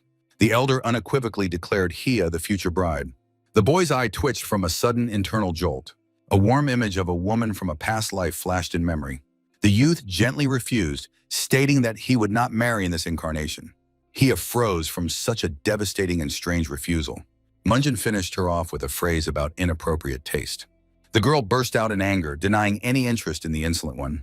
The gentleman and the elder arranged a loud quarrel over the idea of marriage. Sumun sincerely did not understand how one could reject such a beauty. The boy dryly asked to respect his choice and walked away. The elder pondered whether the young man was blind to feminine charms. Kea raged, begging the grandfather to stop shaming her. She disdainfully called Munjin arrogant and haughty. Sumun decided to bring a gentler younger sister next time. He was not going to let go of such a rare find. The offended girl left, leaving the grandfather to catch up with her. In the shadow of the hat, a mysterious figure smiled slyly. By the pool, a formidable one-eyed giant appeared before Munjin. The young man smiled boldly, preparing for another clash. Hua Munjin confidently strode towards the new recruits. 200 volunteers lined up in the courtyard of the residence. The young gentleman introduced himself succinctly, wasting no time on an introduction. He was interested only in strength and loyalty, not the motives of the recruits. The selection drill promised to be the hardest test of their lives. The gentleman's predatory smile guaranteed a worthy reward to those who survived. A group of 4 former demons stepped forward menacingly. Munjin ordered unconditional obedience to every one of their words. Sinister sarcasm sounded in his final wish of good luck. The gentleman turned around, leaving behind a crowd of bewildered fighters. His last phrase sounded like a verdict: not all will survive. Senior instructor Chol Mook instantly announced the start of the selection. The first task was to lift huge sacks of rice. The recruits shuddered from the unbearable weight of the load. Chol Mook ironically suggested an alternative: a fight with the instructors. Fear paralyzed the crowd. Victory seemed impossible. The first cowards tried to desert right from the ranks. However, the path to the exit was blocked by the formidable figure of a demon. It turned out that one could leave only after a brutal reckoning. The choice was simple: either hellish training or half-death. Under inhuman screams, the first sacks flew onto the shoulders of the fighters. The instructor promised to force-feed rice to anyone who dropped the weight. A red aura of rage urged on those who were already losing strength. Munjin watched from afar, satisfied with the work of his torturers. Meanwhile, an unknown danger was approaching the estate. A bloodied man was running to the clan gates with his last strength. His face was distorted with pain and despair. A trembling hand reached out to the guard in a silent plea. The messenger fainted, managing to croak the name Munjin. The guard froze, trying to comprehend the dying man's last words. The messenger fell heavily onto the stones, and the guard desperately tried to revive him. The man's battered face was instantly recognized. The messenger's condition was critical. The evening residence was drowned in an anxious red light. The bandaged warrior reported the atrocities of the Qianhua Guild on the trading streets. Munjin coldly ordered preparations for departure without any delay. The youth's eyes flared red. It was time to settle scores a little earlier. 3 instructors were ordered to gather while the elder obediently accepted the will of the Lord. Soyeon and Dojin overheard the conversation, hiding behind a massive chest in the corridor. The girl smiled slyly, and she had long been waiting for a chance to take revenge on the scoundrels. The boy hesitated, but his sister harshly mocked him for cowardice. The ultimatum was set: either Dojin goes with her or she goes alone. Munjin checked the readiness of his warriors. The answer was unequivocal. The squad set off into the night, shrouded in a heavy battle aura. Cunning Soyeon giggled contentedly, pulling her frightened brother along. Two child silhouettes swiftly raced through the night forest under the moonlight. Dojin barely kept up with the adults, marveling at their incredible speed. A sudden, authoritative order from Munjin made everyone freeze in place. From the shadows emerged assassins, and the forest instantly exploded with the sounds of steel. The children barely stopped at the edge of the cliff, watching the unexpected slaughter.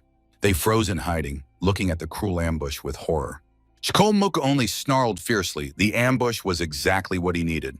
Munjin calmly placed his hand on the sword. He knew they would come. The bearded demon swung with pleasure for the first devastating blow. A huge fist cracked into the face of the enemy ninja. The heavy stick of the instructor forced the killers to bend from unbearable pain. The warriors of Yomhwa arranged a real massacre, scattering the enemies like dolls. The last killer tried to fly into the sky, trying to save his life. But a lightning-fast steel swing cut his flight with a bloody fountain. The maniacal gaze of the instructor fixed the final death of the attacker. The children watched the fierce slaughter in the blue magical light, mesmerized. Dojin froze in shock. He saw a real brutal fight for the first time. Even on the heights, the air was saturated with the nauseating smell of fresh blood. The last enemy in a mass crashed into the ground with a rumble, raising dust. Chkolmuk calmly surveyed the pile of bodies. The cleanup was complete. Munjin offered the prisoner life in exchange for the name of the client. The instructor's iron grip quickly made the mercenary talk. The culprit confessed. The attack was prepared by the Blue Flower Guild. The man's eyes flared with rage. He had not forgotten the previous attempt on the children. Contrary to expectations, Munjin ordered the survivor to be released immediately. The frightened killer was to deliver an open threat to his masters. The young man's predatory smile promised death to anyone who came again. The mercenary panicked and disappeared into the darkness of the forest, saving his own skin. Soyeon silently watched the fugitive with a tense gaze. The finale of the massacre left a disturbing residue in the girl's soul. The brother wanted to leave, but a menacing voice sounded behind their backs. The children froze from the unexpected and icy horror. The huge figure of Chkolmuk loomed over them like a dark demon. Having received a huge bump, the little ones pitifully begged for forgiveness. Munjin sternly reminded, the enemy noticed them earlier than they noticed him. Such recklessness in the world of warriors always costs lives. The young man pointed to a pile of dead bodies frozen in grotesque poses. None of these mercenaries intended to die today. Munjin warned, the same fate awaits every ignoramus. The children realized, every decision in battle is the boundary between life and death. The Lord concluded, the world of Muraim is a place where only strength rules. Soyeon forever engraved this bloody lesson of her brother in her memory. The children obediently swore never to act without orders again. Under the moonlight, the squad stayed in the forest until dawn. In the night silence, a sharp knock of a stone was heard. Time to light the fire. Chkolmuk ignited a bright fire with fire magic. The flames crackled, illuminating the forest darkness. The children watched the dance of sparks in fascination, getting used to the smell of burnt flesh. The reflections of the bonfire were forever imprinted in their eyes along with the eerie aroma of war. This night became the first step into the adult world for the little ones. At dawn, the forest was filled with golden sunlight. Munjin hurried the squad home, anticipating a grand scandal. The instructor jokingly urged the young troublemakers. The squad briskly moved towards the residence, quickening their pace. Meanwhile, in the mansion, the elder was frantically searching for the missing heirs. The man grabbed his head, not understanding how the children slipped out of supervision. In the forest, Chanthi mocked Dojin, who had again fallen under his sister's influence. Soyeon only slyly squinted, enjoying her power. The boy irritably complained about Soyeon's repeated threats and manipulations. Suddenly, the silence was broken by a scream. A wounded woman was desperately fleeing from her pursuer. The maniac cruelly grabbed the victim by the throat, enjoying her pain. The killer's sinister smile promised the woman a terrible death. The unfortunate woman reached out to the travelers, begging for rescue. Chanthe was outraged by the cruelty and ordered Dojin to stay behind. But the instructor suddenly froze, seeing the true face of the enemy. Before them stood a demon with a long tongue and bloody eyes. Chanthe instantly shielded the children, realizing the deadly threat. Cold sweat appeared on the warrior's forehead. A fight with this monster promised only death. He tried to settle the conflict with words, hoping to simply leave. The madman only snarled, ordering the dog to get away. The monster mockingly offered Dojin to enjoy the bloody spectacle. The boy clenched his teeth, unable to endure the mockery of the nun. Dojin boldly stepped forward, demanding the woman be released immediately. Chanthy was stunned by the boy's audacity, and Soyeon anticipated an interesting outcome. A sinister shadow loomed over Dojin. The maniac threatened to beat the boy to death. He promised to tear the child apart, enjoying each of his screams. At the decisive moment, Chanthy covered the children with his massive blade. A powerful strike tore through the air, but the killer instantly vanished into the shadows. The red silhouette easily flew over the instructor, demonstrating insane speed. Cold sweat froze on the giant's face. The enemy turned out to be too fast. The maniac landed softly, maintaining a confident predator's grin on his face. Frightened, Dojin desperately called for his only protector. Licking his lips, the killer eagerly prepared for a real slaughter. Chanthe breathed heavily, realizing a master of the highest level stood before him. He ordered the children to run to a safe place without stopping for a moment. With a determined cry, the instructor rushed into the attack, buying time for escape. The blades clashed, scattering a cascade of fiery sparks around. The maniac laughed, enjoying the chance to finally stretch out. The bloody dance only fueled his insane appetite. Chanthe continued the relentless assault, putting all his rage into the strikes. But the enemy in the red cloak only gracefully dodged every attack. The heavy blade pierced the void again, exhausting the defender. A lightning-fast counterattack forced Chanthe to go into a desperate and blind defense. The sadist savored every movement of the victim, demanding even more pain. A devastating blow threw the instructor far back with a powerful wave. Fear pierced the giant. The accuracy of this monster surpassed even the strength of Munjin. The killer continued to press, mocking the helplessness of the opponent. The children froze in horror, seeing the inevitable defeat of their mentor. With a demonic grin, the maniac rushed to deliver the decisive blow. Chanthe closed himself with his sword, panicking over the fate of the abandoned children. The clash spawned a whirlwind of magical energy that tore through the night silence of the forest. A dazzling explosion of light momentarily engulfed both fighters. Suddenly, the assassin recoiled, frozen in silent shock from what he saw. Seeing the savior, Dojin Soyeon burst into joyful cries. In a flash of blue energy, a young lord appeared on the battlefield. Munjin instantly crossed blades with the assassin, causing a powerful explosion. Chanthe greeted his young master with boundless respect. However, the instructor's heart tightened with sudden anxiety for the youth. Shock. Even the incredible power of the Lord began to yield to the enemy's pressure. The maniac smiled predatory, assessing the skill of the new opponent. A barrage of devastating moonstrikes crashed down on the defender. Munjin barely held back the fierce onslaught, gritting his teeth from the strain. A powerful wave of energy threw the young man far back. The gentleman gracefully landed after a somersault, instantly regaining his stance. New instructors arrived at the scene, fearing the worst. The bald warrior froze from the incredible ranged power of the maniac. The clan warriors were ready to intervene to save their leader. However, they were stopped. Intervention would only hinder the frantic speed of the fight. The giants could only closely watch every move of the gentleman. Munjin skillfully parried every attack, not allowing steel to touch flesh. The rescued nun watched this dance of death in fascination. With a mad look, the killer charged again in a frontal attack. The young man focused all his spirit on the speed of his own blade.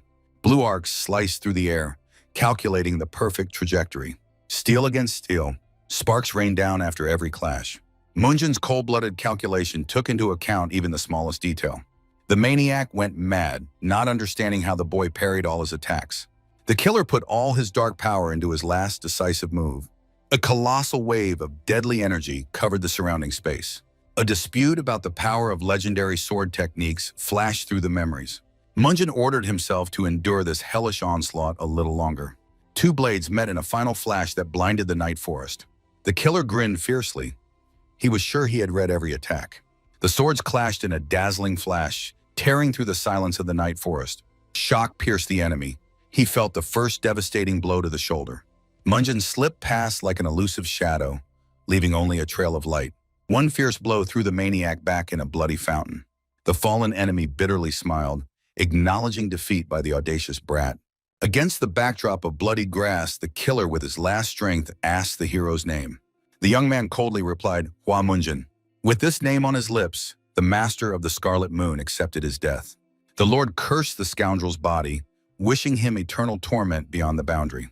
The rescued nun froze. She had already heard about the power of this master. Rumors about the mad young lord of the Hua clan surfaced in memory. The sun gleamed on the bloodied steel, confirming the legendary might. Munjin first checked if his younger wards were all right. His very premonition led him into the thicket, straight into the epicenter of the slaughter. The instructor reported the scoundrel tried to dishonor the nuns of the Ime sect. Dojin bowed his head apologetically, apologizing for his reckless courage. However, Munjin unexpectedly praised his brother for his keen sense of justice. The boy froze in confusion. He did not expect such warm support. Mel Ryan sincerely bowed to the savior, expressing boundless gratitude. The young man was not interested in ceremonies. He only wanted to know the name of the slain beast. It was the Scarlet Moon's sword, which hunted for the secrets of the Ame sect. Munjin only spat disdainfully, calling the enemy's technique talentless. He ordered to thank the friends, denying his own desire to save anyone. The women bowed to Dojin, causing him to wave his hands in panic from shame.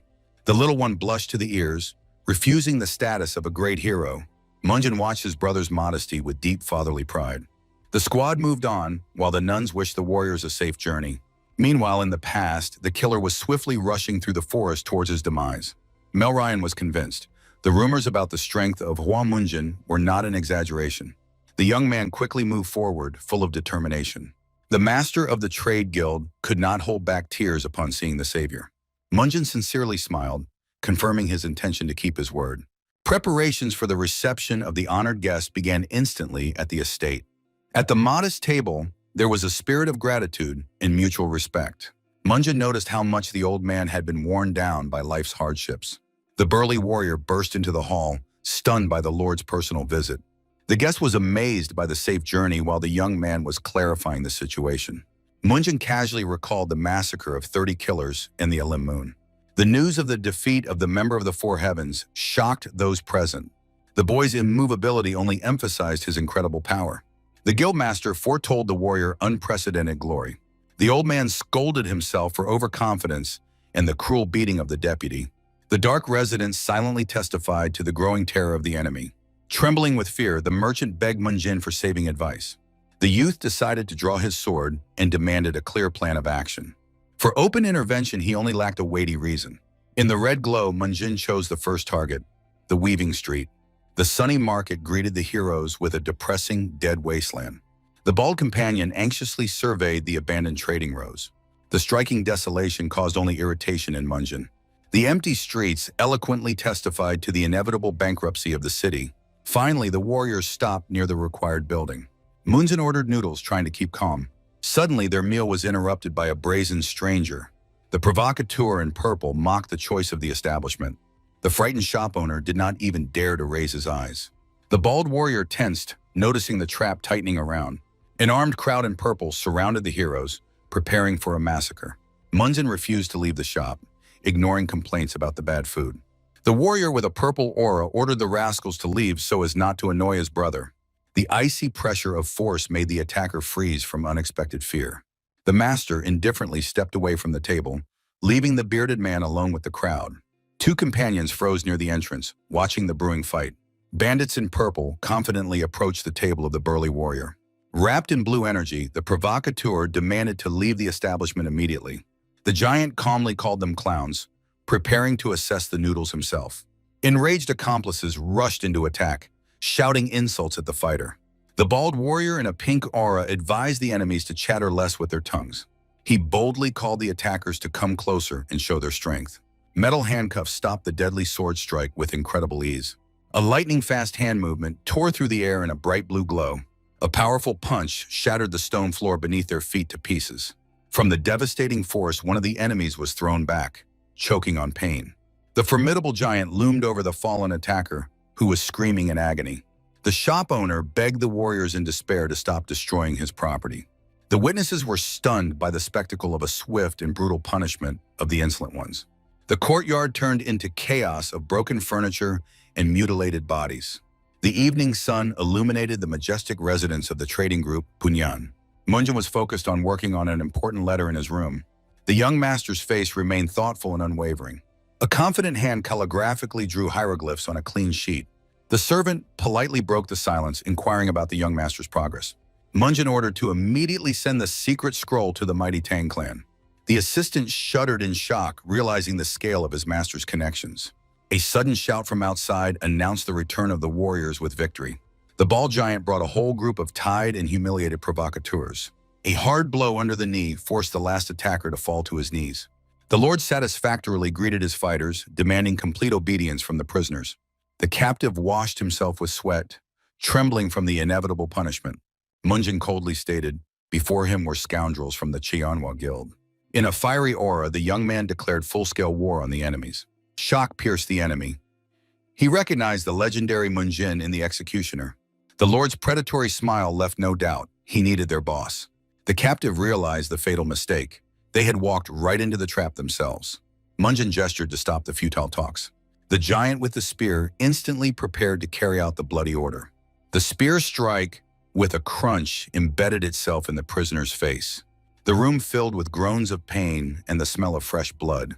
The Lord ordered the neighbor to be executed to loosen the tongue of the last survivor. A flash of black energy ended the attacker's life in a fraction of a second. The enemy's body fell powerless onto the stones in death throes. The last survivor wept, begging for mercy in exchange for the truth. Munjin grabbed the rat by the hair, demanding to immediately reveal the leader. The maniacal gaze of the red eye pierced the traitor through and through. Meanwhile, in Shaolin, stunning news of victory was announced. Master Haiyan Wu did not believe that the youth had defeated the Scarlet Moon Sword. The monks acknowledged a genius with a heavenly fighting body had appeared in the world. No Ilchun noted the incredible talent not only of Munjin, but also of his family. The children of the Hua clan had already managed to gain fame at the tournament in Sichuan. Setting down the cup, the old monk decided to end the conversation. Huiyun Wu set out on the road, eager to personally see the young hero. The night residence of Imei shone with lights amidst the mountains. Elder Jinhua came to say goodbye to the wounded Mel Ryan. The girl was confused by the sudden departure of her mentor. The woman gently explained, debts of gratitude must be repaid immediately. She decided to personally reward Munjin and his talented family. Mel Ryan again enthusiastically praised the feat of her savior. The elder set off on the journey, leaving the nun to recover her strength. Mel Ryan watched the elder disappear into the night darkness. The girl smiled slyly, wondering what surprise awaited the Hua family. Jinhua confidently walked forward under the silvery glow of the moon. Meanwhile, in the luxurious hall of the Tang clan, a tense conversation was brewing. Emperor Yadu studied the scroll intently, weighing every word. A scandal erupted at the residence over young Hojun and her future. The girl's father was furious, but the patriarch considered the age ideal for marriage. Zhengchen was panically afraid to let his daughter go, but the elder only mocked his weakness. Tensumon cut off any objections. His word was law. The clan leader did not believe that the father was personally going to the estate because of a letter from the boy. The patriarch, with an escort, was preparing to depart, ignoring his son's whining. Suddenly, the trip was interrupted by a decisive female voice. Tun Sohei demanded to participate. A woman in a bamboo hat appeared before the group, full of determination. Sohei insisted on accompanying her niece, who knew nothing of the real world. However, Hojun was only happy for the chance to break free from stifling guardianship. The girl was already anticipating the taste of dishes in the best restaurants near the Hua estate. The majestic procession led by the patriarch set off to meet